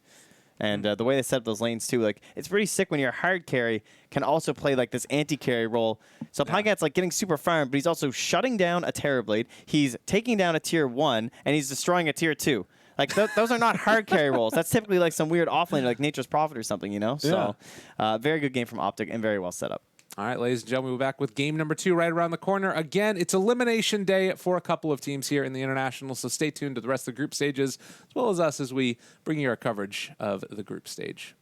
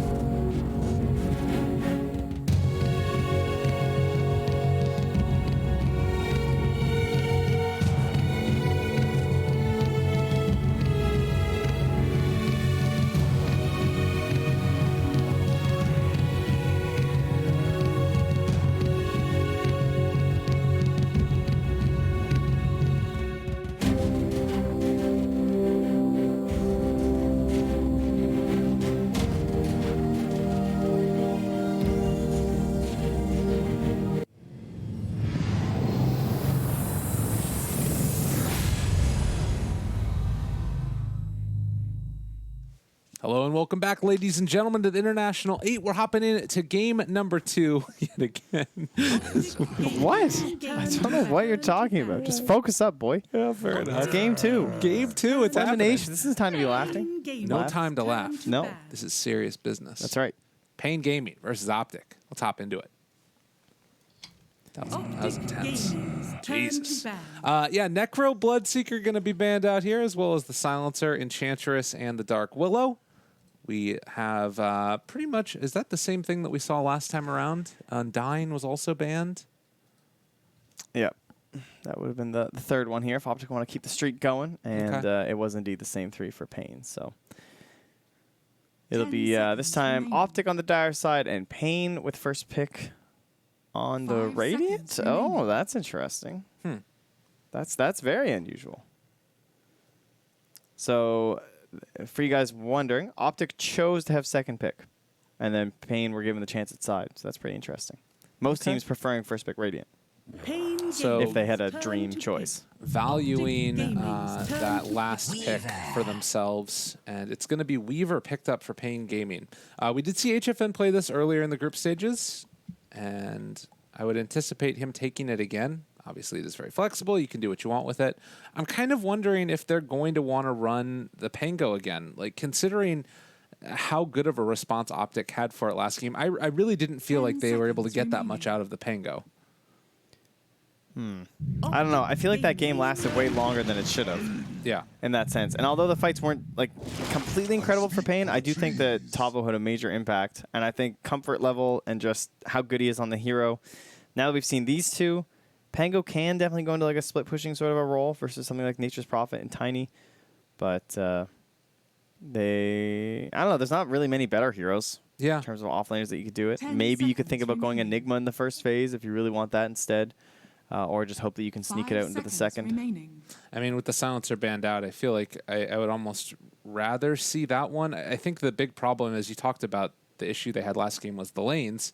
And I think Pango is kind of a notoriously bad laning hero. Yeah. So that very could help strong to solve supports. it. Yeah. So I don't know. We'll have to see. And maybe also the bigger issue is on that Rubik that you were talking about. So I'm kind of ambivalent about it. I think that I would rather leave it open. The danger then is that Optic might end up banning them both out in the second phase, and then you're in a really sticky situation, or banning one and picking the other. I definitely could see them taking the Enigma for themselves. I think Pain, that's probably the discussion is, do we choose Tavos here now, or do we just choose Winter Wyvern? I feel like Wyvern is still very strong, even though it had a really rough lane. I think they just got beat down way too fast, plus it was one of the strongest dual lanes that's there right now with the Weaver and the Vengeful Spirit. Now, mind you, Nature's Prophet is also one of the strongest laners that exists. The Treants are just overbearing at level 1, so maybe they're going to focus more on someone who can try and handle those early, but there's not a lot of heroes. And they will just take the Venge Weaver for themselves then. So they'll go with the strong lane mentality, but it is a hero that doesn't do anything versus split push, really. It can help scout Nature's Prophet in the tree line, which is nice, but you really can't harass Treants in the laning phase. Yeah, you get harassed by the Treants. Yeah, you they don't just have any walk way at to ya. deal with it. This could be a tough one for them. I would imagine they try and dodge that 10 lane and stick it seconds somewhere remaining. else. You can stick those combos in any of the lanes. They can just kill the Prophet, though. Like, if the remaining. Prophet doesn't have a strong support with him, then Weaver's just going to Shikuchi past the Treants. He's going to focus right on top of the Nature's Prophet. Venge will throw the wave. If he tries to sprout TP out, there's going to be the stun or just the vision for the kill. Okay. That stuff's fine. Gaming's turn to ban. And I guess that is the sort of thing about Weaver. You think about its answer to like the lone druids and stuff. With the Brood ban, does kind of make me think about a Drow Ranger ban possibly coming out from Optic. It could also be that Pain don't necessarily want to take that and are hoping that they're going to be able to get one of their offlaners in the second round and just trying to force out the Drow pick. 10 seconds. Yeah, I don't think I've ever remaining. seen Pain play Drow personally. It doesn't look like they've done it here this 5 tournament, but this is seconds the Drow opener. So I definitely agree that it should be something that are on Optic's mind. The other one is the Visage. If they wanted to take that, Pain Gaming's they're going to turn ban out the ban. Invoker. Optic Yeah, Invoker. Gaming's So maybe turn just to like ban. focusing on the fact that since Pain have stronger lanes, then that means that they should be able to like be applying pressure these 4 heroes, and you can worry more about a greedier hero in the mid lane. Okay. Also, someone who can get to sort of a split push or late game mentality very well. And of course, the Sunstrike is going to help accentuate the damage that comes out from a strong laning support 10 seconds combo. remaining. Yeah. Tiny, we haven't 5 talked about it seconds tons because we remaining. talk about it every single freaking game. But does have a lot of burst damage potential for that Weaver. Yeah. And that's also going to be more pronounced because of a Nature's Prophet TPing in on top of him. So this is looking like a scary ganking lineup from Optic already. Yeah, Peter's hero that usually goes in those kind of plays would be the Tree and Protector. Still not bad, honestly. It depends on what their other lanes look like and the core. Like, you need pretty good situations for Tree to run. Like you saw in the last game, he had the Doom or the Weaver, and so no matter what the matchups were going to be, those are two very strong strong cores to support his Tree and Protector because they can both play really aggressive and they have natural ways of being elusive and also able to just output a lot of damage, which you can help as a Treant. Treant is not really the best harassing, like every once in a while support. You know, he likes to really go the whole way in. Yeah. Gaming's turn to pick. Oh, this has been a strong hero. Very strong. Now they have a bit of a threat going on, too, with the Drow lineup. And this is an odd one. I wouldn't be surprised to see Zai play something like a Tiny. That feels like his type of hero. For sure. But I guess that he also could do the Mirana if they need to. They could IO Gyro, actually, because Gyro's already good versus Nature's Prophet. IO's 10 still left in. seconds remaining. Yeah, IO Gyro actually looks like what Pain are going to 5 do here, if I seconds had remaining. to guess. Okay. That seems like a good answer. What is the downside to that? I guess your main setup then for kills, we've seen like oftentimes IO Gyro means that you're running it sometimes with a weaker support that can't do much. I don't think Venge is that, though. Optic Gaming's turn to pick. Let's go back for the Wyvern. Okay. So even though that was left out in the first phase, that's interesting. I guess downsides to IO Gyro would have been that some teams have had issues with the IO Gyro, just like they're not that strong in lane right away if there's a lot of pressure in there. Nature's Prophet's pretty good against IO in terms of just like very good right click or having that Orchid. It's also the one time they picked it, they lost, so maybe they're not feeling that confident with the IO. They've been banning it up 10 until that point, and then they finally just remaining. picked it, and they lost to VG Gaming, so maybe they're just not feeling the confidence 5 in it. seconds That doesn't remaining. mean it's available for Optic if they wanted to do it for Zai, but this Winter Wyvern, I would think with the Weaver, two heroes renowned to be very good against the IO as well, should be enough to stop them from doing that. Drow is still looking pretty good. It's a little bit scary because of those first two coming out from Optic, and I don't think it think looks Optic are that sick. concerned. I think Optic should pick it. Really? Well, I thought that would have been very good with like the CC&C Miran in the mid lane. That used to be classic for him with added damage and everything, but Turn to Alchemist. Ooh. we're picking fast here. Yeah. Okay. This was how they won their game versus Virtus Pro. The 52-minute Alchemist victory for Pain Gaming. Upset extraordinaire. That was after they tried an anti-mage. Oh, right. I remember that game. Vanguard Manta Battle Fury. He was looking good, to Yeah. be fair. You know, if there was ever an anti-mage game, it was a Storm Spirit and a Wraith King in his defense. Totally. Well, and I think it just 5 signals the seconds problems with the remaining. hero that even in the perfect anti-mage game, it's still not something that's going to work out. Also, the point against Virtus Pro, take it or leave it. So we get the PvD Bane. It syncs up well with the Mirana. The other option would have been like a Shadow Demon, I guess, but I think Bane is just a little stronger in the laning phase than the Shadow Demon is. And we now have that flexibility in this 10th pick here. So who the hell is playing what hero? We got a Tiny and Nature's Prophet and Mirana that can also be played by pretty much all three different cores on the side of Optic. And that's why they wanted second pick, I'm sure, is that you want that flexibility to make sure you can win your lanes. I think that also Zai could play any of those three heroes. Like, Yeah. the only thing I know for sure is PPD's playing the Bane. Yeah, pretty much. his That's Pain Gaming. So they will lose out on the Tavo Enigma. That is his other big hero with the Pangolier. Definitely showing some mad respect there. And the Pango's still in. So it could have been a case where Pain were like, yeah, we'll either take Pango or we'll take the Enigma. Optic ban one of them out, and they get a 10 BKB seconds piercing remaining. ultimate from a Bane, because both of those heroes, that's what you need, right? You need a way Yeah. to control the Rolling Thunder or a way to control the Black Hole. Pain took a lot of the great counters against the Black Hole too, so pretty well set up there. And the only other hero that comes to mind would be like a Tidehunter, honestly, in terms of like this classic hero against Nature's Prophet and everything. But who would have thought that Pain would pick Pangolier? Stunning revelation here. Unbelievable. And I don't know. I feel like at the end of that draft, don't you think as Pain you get a little nervous? Like, oh, they're giving us Pangolier, that hero Yeah. we're known for. Like that, yeah. I have the confidence though. Pain have got that. So That's a very PPD thing to do. It's like, I don't care what you're going to do. 10 you seconds can play your Pango. I think I will say it. I was saying like how much synergy there was 5 between the Pain seconds Jeremy remaining. lineup draft right at the beginning. You've got all this minus armor, and then you've got Heart Piercer, which sets it all to 0 afterwards, which is kind of funny. A weird Do little not interaction. skill the Heart Piercer, I guess, in this one. Some friendly advice from Lyrical. He's got you covered. Yeah, that's playing to win, baby. How about that Timbersaw ban? That's kind of interesting. I guess just against the Alchemist. Yep. Didn't want a really bad matchup in the mid lane. And Huskar is already removed. Brew's been taken down. Does CCNC want a Lina? No, they'll go for a Zai Nyx Assassin. So CCNC probably playing the Tiny, Pycat on the Mirana, and yep, Zai Nyx. Or it could be 3-3 Nyx and a Zai Prophet too. They also switched that up a little bit. I think that's they're stronger, considering. actually. Which one? You like the? I like the 3-3 Nyx better. I think he's just a completely badass Prophet player. That guy is Yeah. so good on the hero that I would want him on it as much as I could. We saw it the other day, though, and I felt like the benefit that you had of running the Prophet in the support role was that he was more easily able to take over any lane on the map and then secure that one. Like, you could Right. have somebody More head off mobility. to jungle, and then Nyx Assassin is the one that will sometimes, go around and find kills and stuff. But this is also quite good. And we're going to be seeing it. Game number 2 underway. Again, if you're Optic, you really want to win this one. We don't want to give spoilers to what's happening in the other matches. And honestly, we don't know what's happening in the matches for casting this one. But we do know going into this, Optic needed wins because they were at the bottom of Group B. I think Pain have the advantage here simply because there are a lot of taunts on the heroes they have chosen. There's going to be tons of music playing, lots of distractions happening here, and that's the edge they need versus Optic. When they're actual heroes, I definitely like Optic's lineup a little bit more. I think good scouting potential with both the Bane and the Nyx Assassin can set up for long-range plays for Arrow, and then you just follow up for kills. So that forces you to play kind of tight on the side of Pain, but they're playing with a Weaver and an Alchemist who are both a little bit greedy and want to get some space to get some gold going.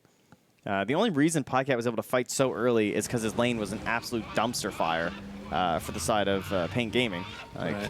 Pycat just blew that thing up and suddenly had a Dragonlance and could go wherever he wanted on the map, even though there was a Tiny in the game that should be able to one-shot him. But you can't when he has Tread's Dragonlance at like 13 minutes or something. Yeah. He just became a complete and total monster. And I don't necessarily see the same thing happening in this Weaver game. You talk about all of the taunts that they've got here on Pain. You have to think about also the strength of those taunts. The Nature's Prophet taunt might be the best one in this game.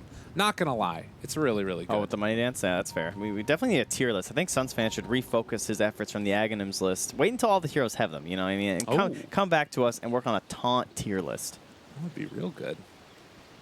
Look at this, though. They're calling out the smoke play that they want to take. King RD trying to secure himself a first blood, but Pycat is already in the area. Doesn't look like they're going to go for it yet. And the smoke now, the long wraparound coming. Do they hear the sounds of the trumpets? Yeah, they're getting the back angle.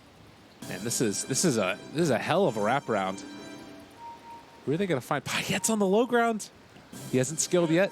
Welcome back high ground again. Oh, They no. see him now. The pings. The pings are coming. They're looking for it. And are they going to get any bounty runs? They're going high ground now. A bit of a battle of brewing as they jump forward with Tavo trying to deal the damage, and Optic able to secure themselves a couple of bounty runs. So too will Pain. It's PPD starts to get ran down, does have a brain sap, and I don't know if HFN and the rest of Pain are going to be able to find that kill. No, not enough damage there. So bounty runes then still go 2 for 2. And now everyone's TP to their proper lanes. So Bane Mirana laning together. Tale as old as time. Everyone's singing musical songs around here. It's really getting me here. But the top lane, that'll be the Venge Weaver once more. Yeah. And this is the one that, you do talk about all these little treants that are coming at him. Look at the damage onto King RD already. That was just like less than a second, it felt like, and he's down to half HP. Yeah. Having all of it. They don't have the Blightstone this time around, but look at him. Get out of my lane. I don't know if I can actually, how well are you going to be able to stay down here? It just takes so long, even with Shikuchi. Yeah. And then a couple denies there from 3-3 to ensure they don't get too much from them. So nice play there. Bottom lane, a lot of aggression out as well, coming in from Duster. He is out of mana now. This is the downside to this hero, and the nerfs that it's received for the mana cost of Splinter Blast. But top lane is where there's going to continue to be the aggression. It's HFN forced into using the salve, actually going to Nice play. go for the Sakuchi sentry, through. though. Zai making use of it, but we'll pay the price. Yeah, still worth the first blood, for sure. Normally. Quick little tip there. Feeling good about it. Mid lane, we haven't talked about a lot about it, but it is going to be the Alchemist and the Tiny squaring off, and relatively even on last hits and denies. It's kind of brutal, too, because giving the first blood to King RD is actually really nice because it means he can get boots. So if he has to stay in this lane with the trains, he can now outrun them. Oh, that is really nice. And there's a ton of regen with him, too. So maybe get 1 or 2 last hits for himself here. And they've brought Tavo up to the top lane as he announces his presence. Pale. It's now onto the Venge. The shield crash there as well. King RD taking the damage and does have enough damage mana for boots here, or they're both for boots. Just gonna salve up and back out. All right, back he goes. Check out the mid lane. It's pretty even. 9-5, 10-5, 10-6, just back and forth sort of stuff. You can imagine what the ridiculous. No, I'm checking out. You're supposed to check out where the kills happen. Oh, thank you. Yeah, no problem. I got you covered. Appreciate that. That is a rough kill. He just TP'd down here, too. So he doesn't have his TP. Oh, actually, he does have it ready. No one bought him one. Oh, never mind. I can't see his TP cooldown. My bad. I was thinking it was showing on my screen, but it doesn't. So I'm thinking his TP's still in CD, and that's why he's just scooching his way back to lane. Stun, though, up here top as well to try and turn this back around at 3-3. Yeah, I mean, it's going to be tough. At least he's a Weaver, so he can scooch you back to lane a little bit better. But it does hurt. And King RD getting body blocked by one Treant while the other ones are chasing him. King RD, oh no. 3-3. Got a lot of damage into there, but has he overextended? No, the Nyx turns it back around with the Impale. And they are able to keep their buddies alive. Pretty good solution to boots right there. What you like to see, man. They're just going to continue their chicken dancing all through top lane as an avalanche tossed back to the range creep. Was not within range of the tower, though. Still, Weehaw going to take a lot of damage from the tree of CCNC. Meanwhile, Winter Wyvern goes down in the bottom lane, and on the other side, Tavo's dying. What the hell's happening? Everybody's going down. He died so far away. 3-1 now. That's a lot of gold. 280 for the Nature's Prophet. Jeez, these solo kills. My goodness. HFN just going to eat up that little ward as well. So as far as like the levels are concerned, you can see Radiant supports are hurting. And it's mainly just this Venge and the Weaver because of how badly it went in the early stages. 3-3 is going to be pummeled here a little bit. But they're still both stuck at level 2 right now. I do like this game still a lot more. Like the Venge, a much stronger laner than a Rubik to go with this Pangolier, so that should be helping out Tavo a lot. And then they have this Weaver and Winter Wyvern, which is also another strong lane, even though it's still only level 2 for HFN. It's a bit rough. I know he'll catch up, though. It's a Weaver. He shouldn't die too much more. And that should be creating enough space for Weehaw to actually have this giant position 1 game that you need out of the mid lane and on the Alchemist. It's a pretty good game for it. They don't really have the best answers for him.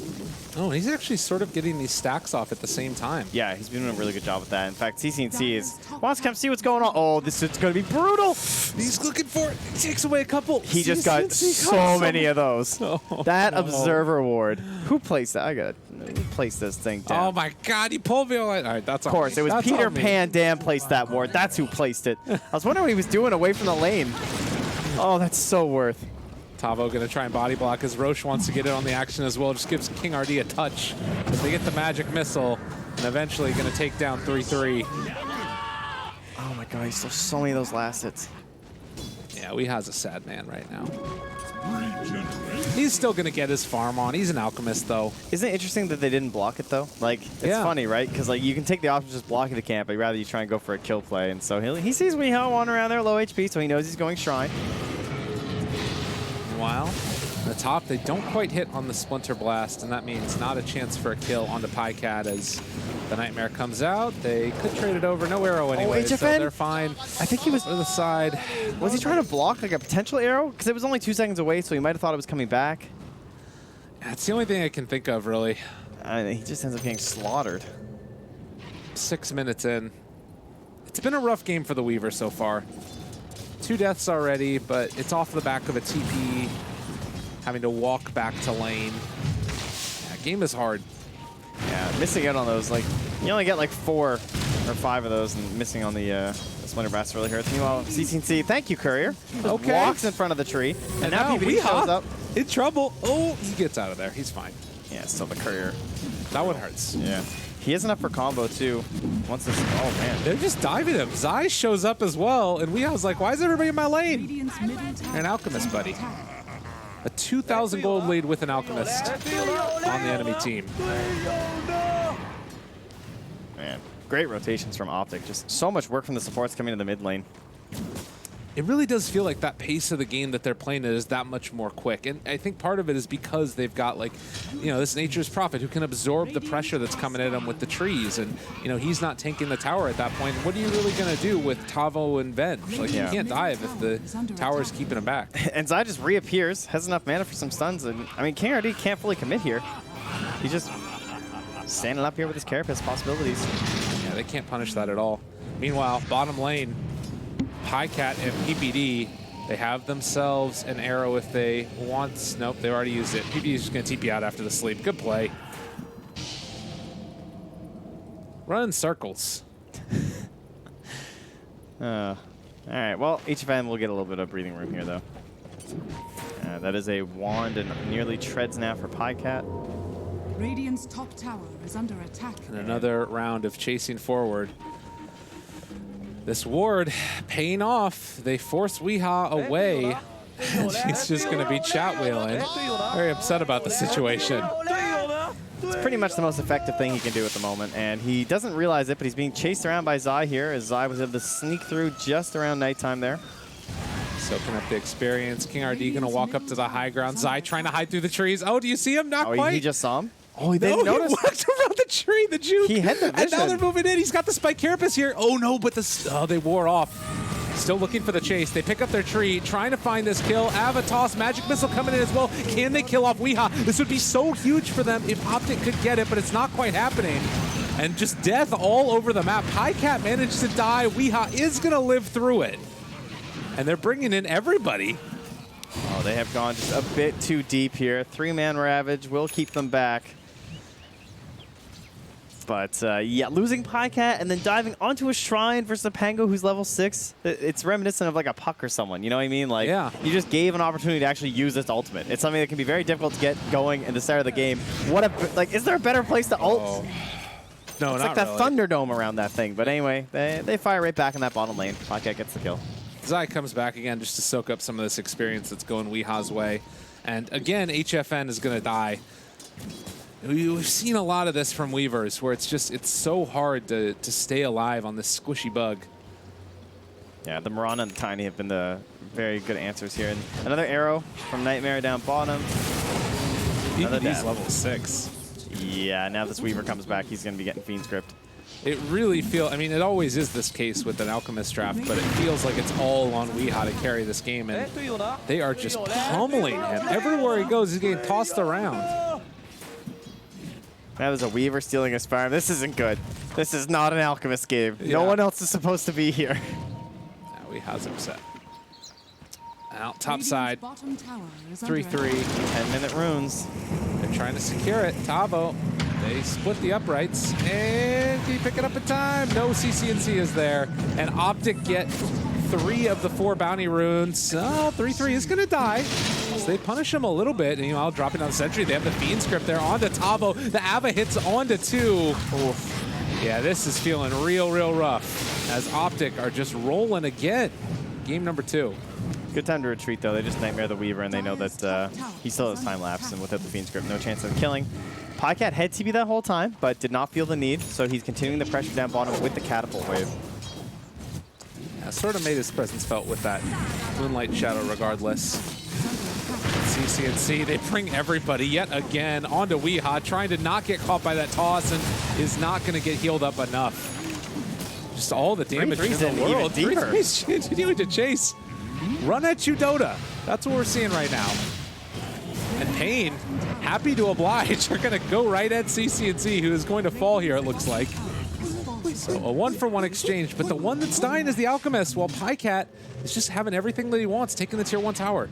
Yeah, that's unfortunate to give that up, though. You really just want, you know, kill and back. Kill and back. And then CCNC just kind of get baited in there by 3-3, I think.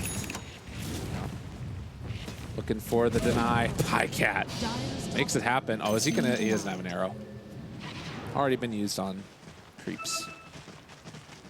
Gets the bottle refill from PPD. Back to farming. He has almost got himself a Maelstrom. 11.5 minutes in. Zai, I think he's on the hunt for the courier. They know he's back here, though. Yeah. Goes into Vendetta, then backs out again. This ward scouting out Weeha's movement, and let's see how many heroes they bring to the area. CCNC is moving over.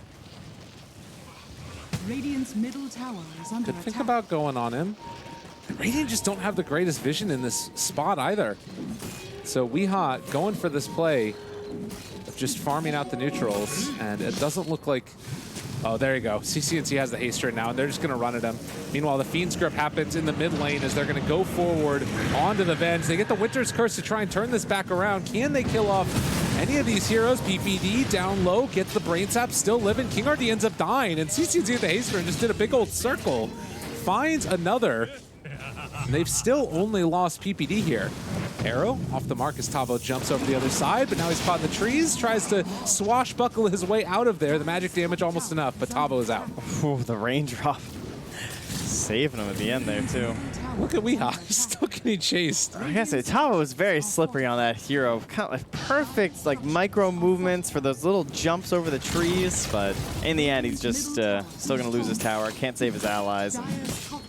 Now it's Zai hunting his way to HFN, who's trying to recover. He did a great job recovering on the Terrorblade in the previous match. He is up against it once more here on the Weaver. Yeah. And for all that we've been talking about Optic running at this Alchemist, he is still getting close to that first relic and, you know, the big item that he's looking for in the Radiance as they kill off the Courier yet again. My goodness. 3,000 gold lead. Had the Ogre Club on it too, it looked like, for HFN, I'm guessing. Rough stuff. There's also been a Gauntlet of Strength and a Brace recipe in here this like whole time. I think Venge lost it, didn't realize. Yeah, I was wondering about those. I saw it earlier. I think Venge wanted a second Bracer to try and live, and someone messed with the Courier. That's a classic. Bunch of trees, push along the side. Oh, this is a terrifying time now for Pain. We have a Blink Dagger done for a Tiny and an Orchid finish for a Nature's Prophet. And he found a Weaver up top. Silenced, bonus damage, but they don't have the detection, which you do need. This is actually really big for them, too. If they can find the turnaround kill onto 3-3, he's one of the most farmed heroes in the game, and they're going to give that kill over to Tavo. That's okay. There's space, right? Because now they're on the up. And Weeha going to drop to that one. Does have enough gold for the relic. Likely pick that up, but no Courier. Yeah, I thought maybe some allies would be moving in there, but it was just 3-3.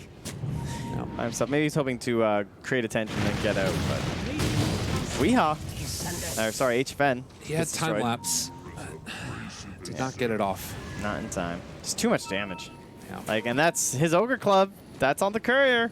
Yeah. If he had that thing, likely would have survived. They found another. Yeah, you said terrifying time for Pain, and that is definitely the case now as they chase down this Vengeful Spirit. She's going to die. And it really feels like Pain is in a... Oh, Weeha. Okay, he gets the Bounty Rune. He has the Relic, but everybody is here. And with the Blink off cooldown in a second, with the Impale, the Avalanche, the Toss, again, Weeha is going to go down. 0, 4, and 2 on this Alchemist.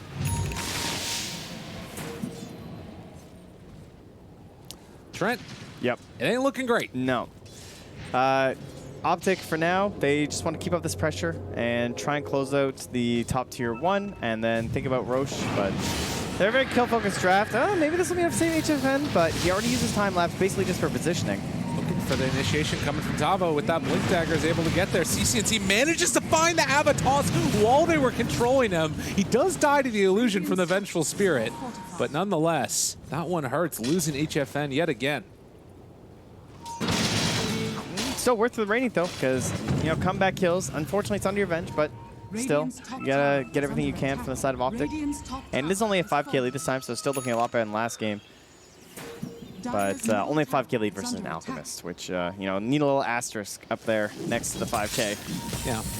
And we've seen Alchemists come back from games like this, but it is not easy. And it does kind of feel like a couple more mistakes at this stage. You take down Roshan, and we'll probably be pretty close to in the bag for Optic. 16 minutes in. Marana continuing to just quietly have a very free game. They're smoking up here, trying to move past, maybe hoping that Weehaw's under enemy vision and see if that'll create enough of a bait scenario. You know, he just kind of keeps on farming as they smoke on by. They put up a sentry, clearly not one there. Very sneaky wards coming out from PPD and Zai. They've been going back and forth on a couple of different spots, and it's costing them a lot in sentries right now.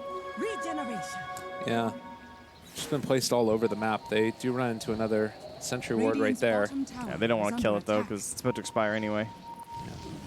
Meanwhile, although they smoked past Weehaw, he needs to pull himself back here because he's in a dangerous spot. CCNC has that long reach. He might just toss him onto Zai if he's not careful.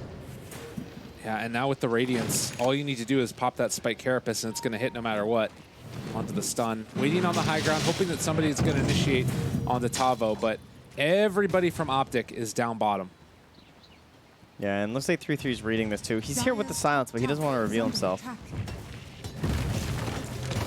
Brown Boots, Orchid, and Oltali. They show up with Zai. Find the silence onto one, but they come in. Two-person stun by Tavo.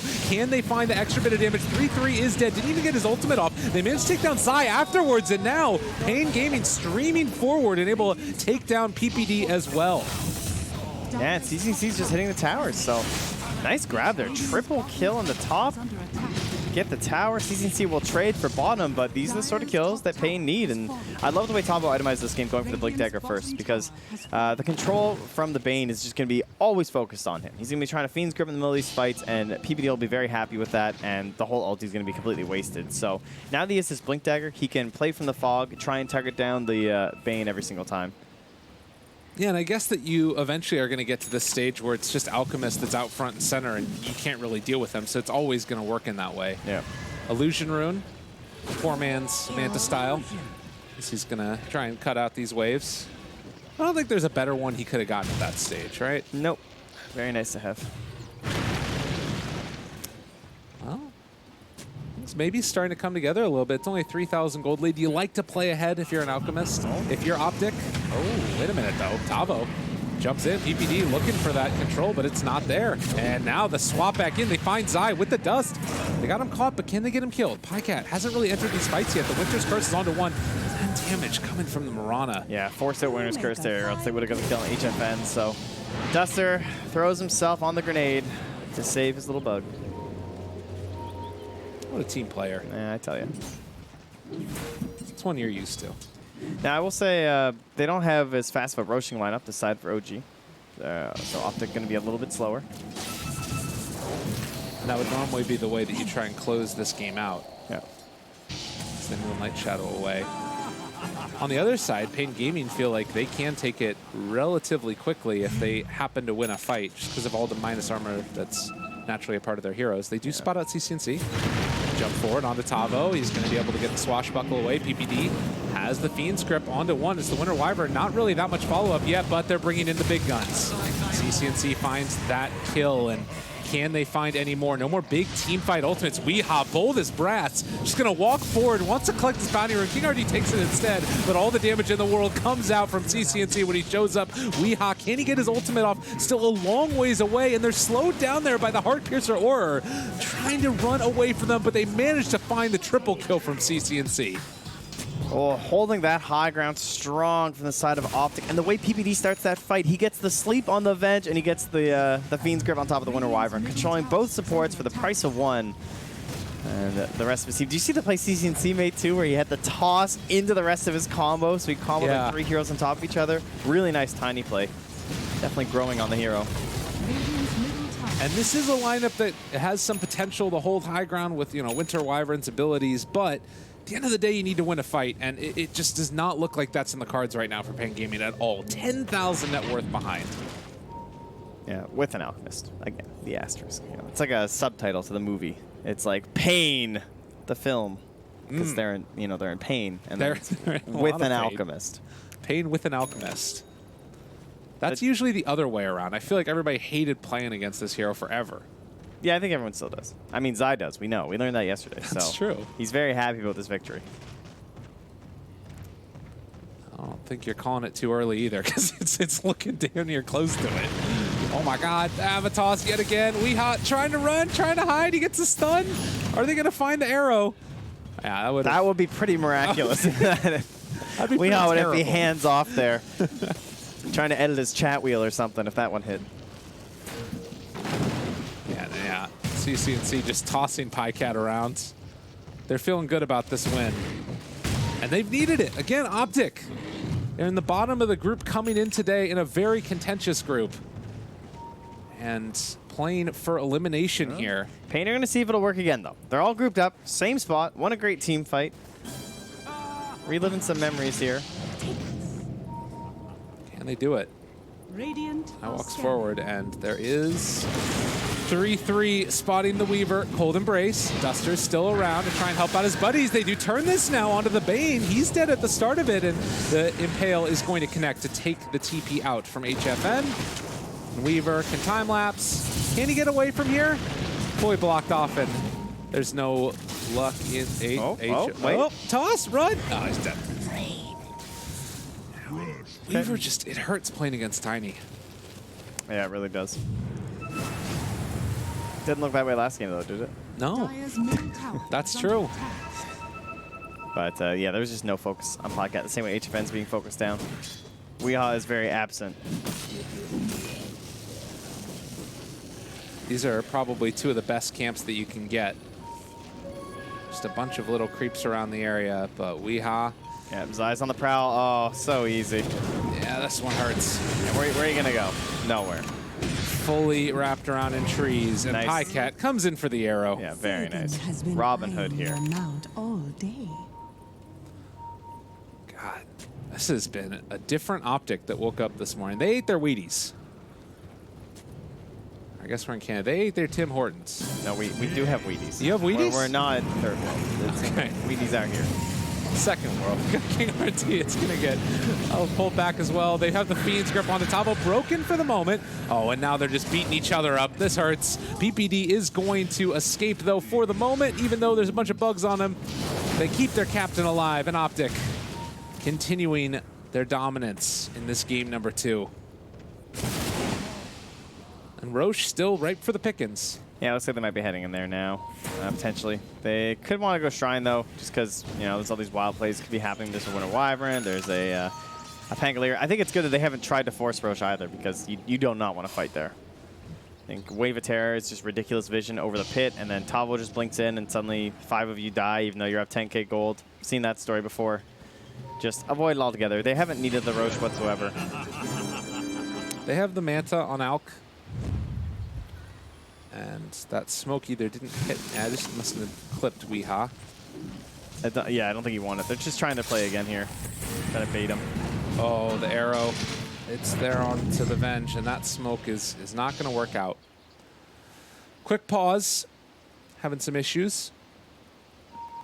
And give both teams some time to think about what's going to come next. You know, bounty runes provide gold to the entire team regardless of which hero picks them up. You know, a lot of people, I don't know, I see people saying this sometimes. It doesn't matter who on your team. If you're Alchemist, your teammates can get the bounty runes and you get the bonus. Oh. Isn't that great? You don't have to do it yourself. That's great. Let your friends do it. You love to see it. Oh, there's a kick and a kill and a CCNC stun, but he has that SAS resistance. He's just going to back out. They shrine away from their Alchemist, who's getting ran at yet again. The swap out. They want to keep him alive. The Winter's Curse doing pretty good things to try and turn this back around. 3-3 pops his BKB, but is still going to die. And Weehaw living through all of this. He's going to stun himself. Oh, no. He throws it back onto CCNC. Manta dodge trying to run away. PPD wants to get the 1 kill. Can he do it? No. They take down 4. Pain, signs of life. Ever so slight. Okay, well, there weren't any buybacks. That is a big gold swing. A lot of experience for the Radiant side, especially for HFN. Man, this is just like last game where suddenly he just gets levels. A couple little fights. He's almost up to 20 now. Yeah, And we have talked about how there is the issue that they don't really need Roche. They don't really want to go on Roche because it is so scary. As Weehaw does eat the arrow this time, straight out of the trees. Nice angle found from Podcat, but no follow-up because everyone's dead. The Spear Vessel did a lot of work, though. Is there no follow-up? Or is he going to have the follow-up that he needs? They kill him off through the Cold Embrace. Really nice, the Maelstrom. Oh, wow. Nyx Assassin also assaulted, but Pycat understanding the limits of his heroes and also what it can do. They're going to try and chase this for more. Tavo doesn't quite hit there with the Only Thunder. They're taking down Zai pretty well. Pycat also going to be controlled. No more BKB for him here. And with the Yule Scepter, they swap away to break that one, but they are also going to be able to take down Pycat.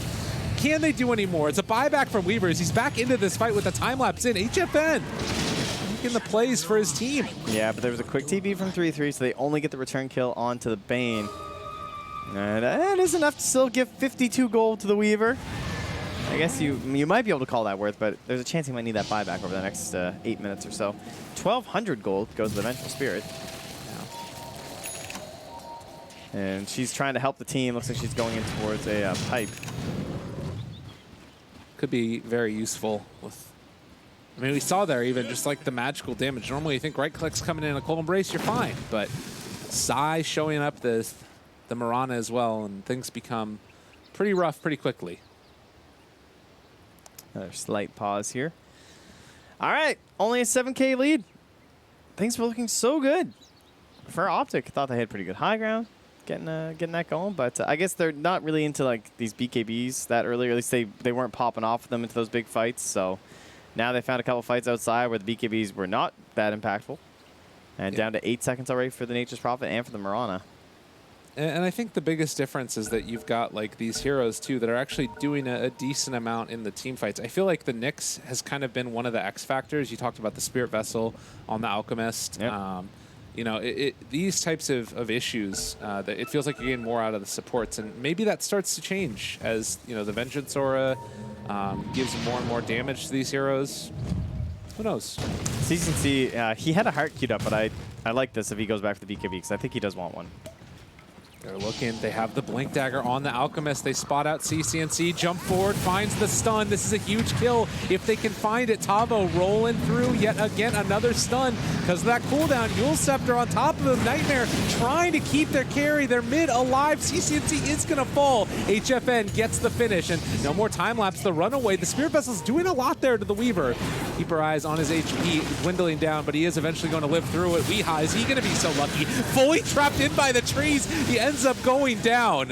3-3 picking up that kill, and Pycat cleaning up the rest of them as he's looking for Duster. Oh, he's prowling. And he's going to take it with one last arrow. Meanwhile, And Tavo still on the run. Spirit Vessel once more here. He has a shield crash to get up to the high ground as well as a swashbuckle. There's one more Spirit Vessel. Blink, they he will should lose be him. good. Nice attempt from Zion there for the trees, but Tavo jukes and jives his way to safety, and Podcat says no more messing around. Head straight into the Roche pit. And CCC, sometimes SAS resistance is not the best thing. Made it a lot easier to chain that combo there for Tavo on the Pangolier. Basically 100 to 0 for the Tiny, but they were casting pretty much everything on top of CCNC, so. There was plenty of room for Podcat to move around in that fight and then clean it all up. Like last game. If there is one benefit to this, it's just that it's only Aegis not getting towards those later items that Roche drops. As Weehaw is just going to turn off his radiance for the moment, doesn't want to get comboed together by a Nyx Assassin. But it still feels like it's Optic's game to lose at this point. If they don't close this one out, they're the ones that are in control. And Zai, does he run into HFN? Oh man, that was so close. Yeah. Probably would have been a kill too. Yeah, he has no defensive item. They were lacking detection though, actually, so he probably would have lived. Well, he popped his Spike Carapace and ran into the area, so I think he would have taken the damage from Sakuchi. But if they can follow up, I guess is the big question. 30 minutes. And PPD has an inkling that they're going to be looking for bounty runes. And they run into Weehaw. Blink. Ooh, that was close again. Geez, you'd think the guy had a gem or something, but Carapace is ready. Got him caught. They have a Brain Sap. They have a Fiend's Grip. Everybody shows up, and Weeha hits the floor. The prize is mine. And the only person with a buyback cooldown is the Weaver. Everyone else, they just can't afford it, and Tavo can afford it, so he's the one person on Pain who does have it. And we have another 6.5 minutes here until Roche may respawn, which means 3.5 minutes left on our Aegis for Podcat, as he has 7-second BKB, a Haste Rune, and an MKB, so they want that high ground fight. And they're going to find themselves a Weaver. Oh, HFN, good call. Cuts himself in here. Back out, but they have enough vision to help provide that securely, it looks like. Just seeing Podcat and CCNC. He passed by one of those sentry wards. I think it goes outside of his vision. Yeah. But yeah, they're doing a good job of making sure that there's at least these wards around so HFN can push out safely. And as I say that, the gem is going to take a couple of those away. And they're going to take one last one away as well. Yeah, Optic are in a very comfortable spot now, and if there's one thing you can say, it's the high ground defense from Pain Gaming, but similarly, you don't just want to have to sit inside your base. Yeah, it just gets to the point where Alchemist is the one big farmer, right? He's the only one who's been gaining net worth. It's a 14K lead. It's really more than that because of like the inconsistencies of Alchemist and his own net worth. That's a hero that's balanced around just being ahead. And obviously, if you're behind, you're not ahead. And he's going to get every little wave that comes in here like this. So it becomes difficult. The rest of your allies get starved out, and then they're going to have the Scythe to deal with him from the Aegis Prophet. They already have Fiend's Grip. All these single target focuses that are eyeing him through the engagements.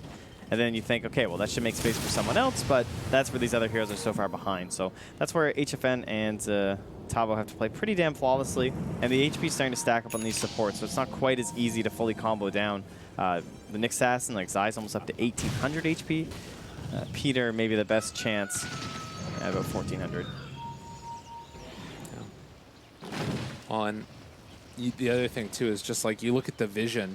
When are they even going to have a chance to find those heroes? Like, the only ward that they place down right here is just barely seen. Highcat is already shown in the wave. They got their other one dewarded those up on the high ground. They're playing completely blind at this point. And if they happen to step out of line, Zai's going to be there to put a stop to it. And then you've also got the problem of the Nature's Prophet, who can just show up at any point. He's farming on the other side of the map, and then will show up wherever they need him. Looks like they're going to smoke here. At least they're grouping like they are. Maybe not. Waves coming through. Not able to push this out. Okay. Swap up. Immediate BKB from Highcat as the magic missile came in. They are going to miss the arrow. There's a DD on this Tiny. This is a lot. Ready to go in if they so desire. And they do have the Moonlight Shadow. There's going to be the Avalanche from the low ground. And caught onto the Winter Wyvern yet again. Throw the tree at him. Duster is taking a beating. Tavo is going to be there with the Yule Scepter, punching back into him. Save for the moment, but 3-3 is eventually going to die. It's something. Yeah, Podcat's still so low. I don't think they want to waste the Aegis here. Try and Spirit Vessel him up, but his mana is still low. He'll have an arrow to go for, and CCNC really wants to use his DD on that tower. He has the BKB as well. He can just wail on it for 10 full seconds. And that's what 3-3 saying. Yeah. Fortification is there. CCNC going to pick up another tree. As more pings come out, the Aegis expires. They buy back on Wyvern. No more DD. Things getting testy for Optic, and they're going to have him controlled for the moment. Pycat trying to make sure that his Tiny is going to be able to survive. Optic. Look at him holding that BKB, knowing that stash resistance is there. It doesn't really matter with these little stuns. Be able to get back, so. Well, lost the Aegis, though. Now 2.5 minutes till the respawn. And of course, you know, you look at this, it feels like a foregone conclusion, but for all of these players still playing at like the most intense that you've ever played in your life, because they know that it's only a couple matches away from elimination. Every single one of them matters when you're at the bottom of the bracket. Yeah, and so they're going to go for a bit of a riskier smoke play. Maybe not so risky as just kind of unlikely. Tavo comes up, maybe thinking that they'll assume he's alone. One of the better heroes to be split pushing him. Well, Peter, he's going to tank the gank here. Oh, he's got an Invis Rune. He does not have a smoke. Okay, he might be all right. He broke the smoke of the Wyvern. So they drop a sentry down, so they probably think it's Nyx Assassin. Oh, and they drop down Observer Ward right there. and they're going to moonlight in. Oh, God, and the rest of them are showing up. HFN trying to run away. Tavo, he finds the stun. They still have BKB on all these heroes. You can't chain stun them forever. Weehaw also moving forward. Is this really the fight that you want to take, Pain? No, they got to run. They're trying to chase CC&C. They've got themselves Tavo. There's going to be the Avo, but they swap him back out, keeping him alive, but there's going to be the Maelstrom proc. It connects. They find a kill. They buy back on Tavo. He wants to get into this fight as they take down Bane and Pycat, chasing forward for Weehaw. Weehaw is able to escape for the moment, and Pycat getting brought down low. After that Aegis was gone, he is vulnerable, and he does die, and now CC&C finding another. Can they kill off HFN? He's stunned. He's caught there by the Sprout as well. The right click's coming through. Is eventually going to fall, and now they've got Tavo. This would be a dieback for him. Already there's no Weaver for 110 seconds, and that's another kill on the Pango. Yeah, Weehaw just hiding off to the side here. Will Peter find him? Oh, he's going to find one more with the ward up on the high ground. King RD found now by his opponent captain, and Weehaw still just lurking aside, pops out the illusions, and will just try and make his way back home. And it does look like he's going to complete his TP, but they have lost absolutely everybody else on their team.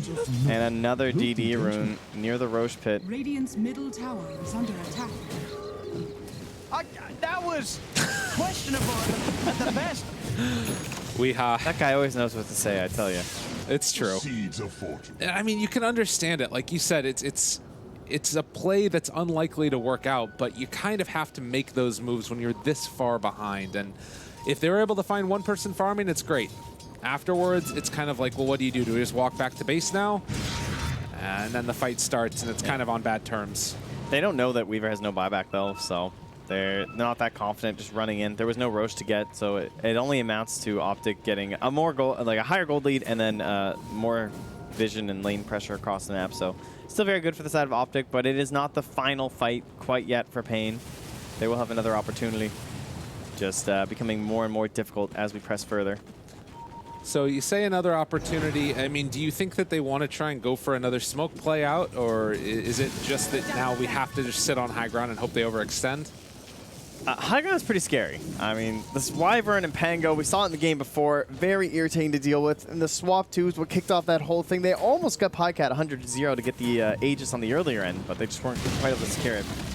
This time, the DD is a little further back, as that Eul's Scepter to just dispel it last time was a little frustrating. Yeah. And they are going to take down the shrines now.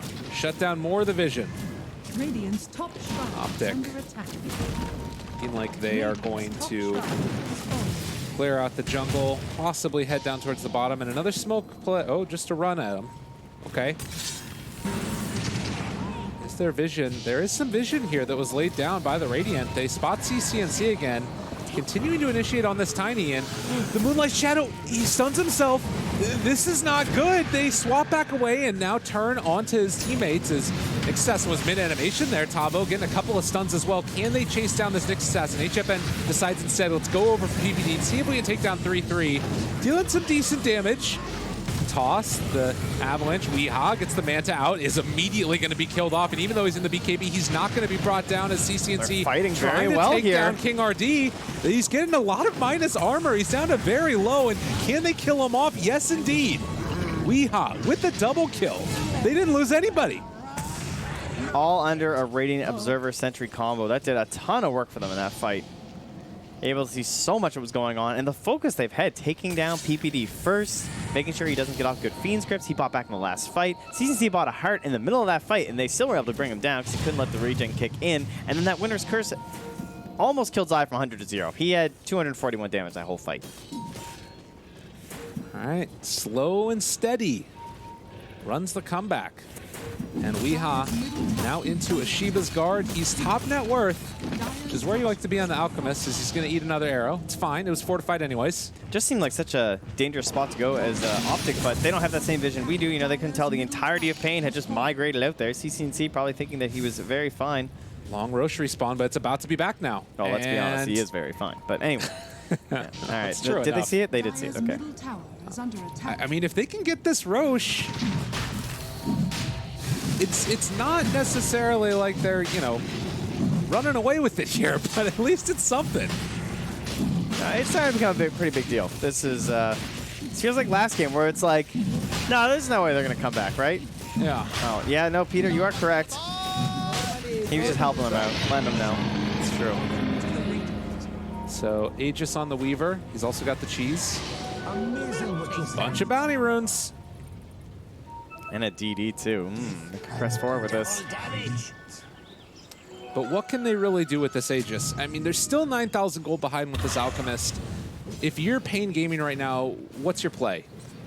I mean, the main problem is that the Weaver just doesn't have a whole lot because he's pretty poor, right? He's like 6K behind the Nature's Prophet, but he's currently sitting on a DD. So I'd like to make a play right now. Okay. And Peter's dead. Quick jump. He has no buyback. Now you press forward. You have an advantage. Go, use your BKBs. Don't get Fiend's Gripped. Try and take this tier 2 down in the mid lane. They have one Cardi with them. They are going to be cleaning up a good bit of those treants. Optic, in the meantime, it looks like Zai wants to do his normal play of trying to cut the creep waves from behind. Radiant's bottom Although, shrine is under attack. wisely, Weeha is going to keep him back. And they're actually taking down this shrine while this is happening. But Pain. Not bad, but still Pain, I'm sure, happy with this. They already lost the important shrine up top. That shrine's completely worthless. They do also manage to cut the creep wave bottom, so Optic can't get the split push action happening. At least not to a large extent. And Pain. Dire's middle tower is under They attack. TP back with one. It's the Nature's Prophet. They're gonna smoking up. smoke. He thinks he's found, They run inhibited. into him. He does have his BKB. Yeah. And Zai, looks like he popped their smoke at the same time there, but they were all looking away from their hero, so they didn't even react. They have a gem on the Venge. Woo, that's so close. Zai escapes to the east. They're going to come down towards Pycat now. They see the triple arrow. The gem is on the ground. Want to pick that one up. And up on the high ground is Pycat. There's two here with the Impale. They're also bringing in the Tiny. He's found Duster. Are they going to be able to find that? I don't think so. Weeha still looking for more. Tavo's waiting on this ultimate. Now there's no BKB on the Tiny if they want to go in, but they're playing this patient. They know that they've found very good fights, but they've been in specific circumstances, and if they go head-to-head, it's unlikely to end well for them. And just a moment ago, I believe we talked about how the Weaver was about 6K behind. Not the case now. He is almost into a Lincoln Sphere. He is just about 2K behind this Nature's Prophet. He was just given an Aghanim Scepter. That would explain it. I was wondering why that jumped up so much. That's a big deal. Yeah. 16-second cooldown, 1,000 range. This matters a whole hell of a lot. Arrows. Just able to dodge away from it for the moment. Still holding on to that DD. Has the Aegis in hand. And this changes the way that you can play as Weeha. Like, you could potentially walk up high ground and just sort of hit the tower, force them to deal with you, and then you've got the Weaver Ags afterwards. Yeah, the only problem is he's just not really the best sieger. Yeah. It's like you kind of want your Weaver doing that, but then your Weaver's also one who has to be back to use it. So it's not the best game for it, but it'll do. Maybe just clear out the tier 1 first. That might be a good idea. It's crazy how quickly this game changes back around. Pain, who have been hanging on for a while, and Optic just trying to close it out. I mean, they have to wait out the Aegis, right? Like, Optic can't really make a move until that's gone. It depends. If Pain make a mistake, they certainly can, right? I mean, look at 3-3. That's definitely the correct play. He's down here catching the wave. And they have to stay very tight right now for the side of Pain. One slip up, and they're just going to be right back where they were before. Almost need to, like, escort the creep wave down with them, as they aren't getting one through to their team. Zai may be hunting for a courier here. He's going to be close. He sees this Weaver. This is such good play from Optic. Like, to constantly make sure that there's people spread out farming out these waves. Oh, that courier's going to come right over Zai. That's a Lincoln Sphere. Zai, oh, he's not going to see it. That's close. He'll get it on the way back if he wants. they're Oh, no. microing He it. just went over an Observer Sentry combo Okay. near the Roche pit. Again, it's 3-3, just being annoying down here. Constantly pressuring out this wave. He has a BKB and TP out, in case anybody rotates. Yeah, the no TP cooldown. Very good in a game like this. They do have a creep wave Normally. in the mid lane. Now, when's the point where they just say, screw it, let's try and pressure? They have Blink on the Wyvern. It's a pretty good item for that. Blink on the Owl. Well, there's only 10 seconds left on this Aegis, so not anymore. Yeah. God, what a great job from Optic to sort of delay that one out. Dire's bottom Yeah, they lost a lot of real estate, though, right? Like, a Yeah. lot of their towers. and suddenly they're not controlling the entire game anymore. They don't feel very ahead. King RD, they're looking to pick him. Oh, easy as the gem. Side, quick fingers though on the blink. On the other side of it, PPD did drop down a sentry ward, spotted HFN. They see each other now, breaking the Lincolns the first time through. Can they find any more arrows going out? Connects onto the BKB. Not bad. Zai still within vision. They managed to get the Yule Scepter lift up. TNC looking for the opening. Now, can they find anybody at all? Avalanche only hits onto the Wyvern, but it might be enough. Can they take him down time? The second toss. They don't get the third. There's going to be the timeless that saves his life, but he's getting invis. He's trying to fall, and he is eventually going to go down. Can they take any more? King RD isolated away from the rest of them. He swaps out. There's 3 heroes chasing Zai, and he's alive. To find that kill. They're just all after him. There's a Weaver, a Pangolier, an Alchemist. They just ditched the fight to chase Zai, and somehow he lives. Oh, no. Unbelievable. Through the trees, back and forth. Abandoning their poor support duo. And of course, they had that gem. And largely why they had such trouble keeping track of Zai. Tavo laughing about it, but gotta be feeling a little bit sheepish right now. Oh, they're finding HFN at the top lane. Zai, the play, he stayed on the side. Are you kidding me? All right, well, Weeha is going to be found here as well now, and this is going pretty freaking bad for him. The BKB is still down 6 seconds away. And just like that, Optic pull themselves back up again, and they have to vie back on heroes now. 14 seconds until Wyvern, but HFN does not have one. He had the cheese, and he has no buyback. Towers falling, barracks falling. A nightmare for Pain. They're going to throw out the stun, but what's the follow-up here? And bottom lane, they're also pressuring this in. Keeping the pressure on. The Observer Ward's going to go down, so they don't have the best vision inside, but look at this. It's how quickly the buildings are falling. They just cannot defend against this pressure coming out. They are going to hit CCNC, but this guy is mighty big, 5,000 HP, and they don't have their Weaver to feed into him. Stun goes out, onto 3-3, the Nightmare to keep him alive. On the other side, Pycat just laying waste to CCNC, finds the 2-man Avalanche. The second toss yet again. He's tossing it back into his team, throwing this game. And it is going to be Duster also isolated. GG is called as Optic clutch it out in a 2-0 series. That was quite a bit of poise there from Optic. Pain did their normal thing where somehow they managed to claw their way back from a game that looks like it's completely over, give themselves one last shot, but they weren't quite able to play tight enough. The formation, the flying V, it eventually fell apart. One half breaking left, one half breaking right, and well, neither was successful in their endeavors. So from there on out, Zai just sticking around, finding that pick off on HFN, and that was that one little bit they needed. Just a single crack in that plan and play from Pain, and you kind of knew it was coming. Yeah, I think that you can't really speak enough praises about Optic in this series. They came in, they found an answer to the Tavo Pango that's caused so many issues before. You look at also like just in general, to me, I'm seeing like their map movements and cutting the creep waves. Like that's all what you needed to do to win that game, and it was. I think for a lot of other teams, you start to get that like, you know, build up of anticipation and feeling like you might end up losing it, and then you sort of crumble. But stayed strong, made it work. Yep. Impressive stuff. Yeah, Optic look really good right now. So, and that's what they need to do because they need several wins to make sure that they're not going to be the ones eliminated out of the group, and a 2-0 is the best possible way to start their day. Yeah. Well, that's going to do it for us. We still have one more map to do. One more map. What am I talking about? We'll be back later. Stick around, everybody. We'll see you a little bit later on. But continue watching Group Stage for TI8.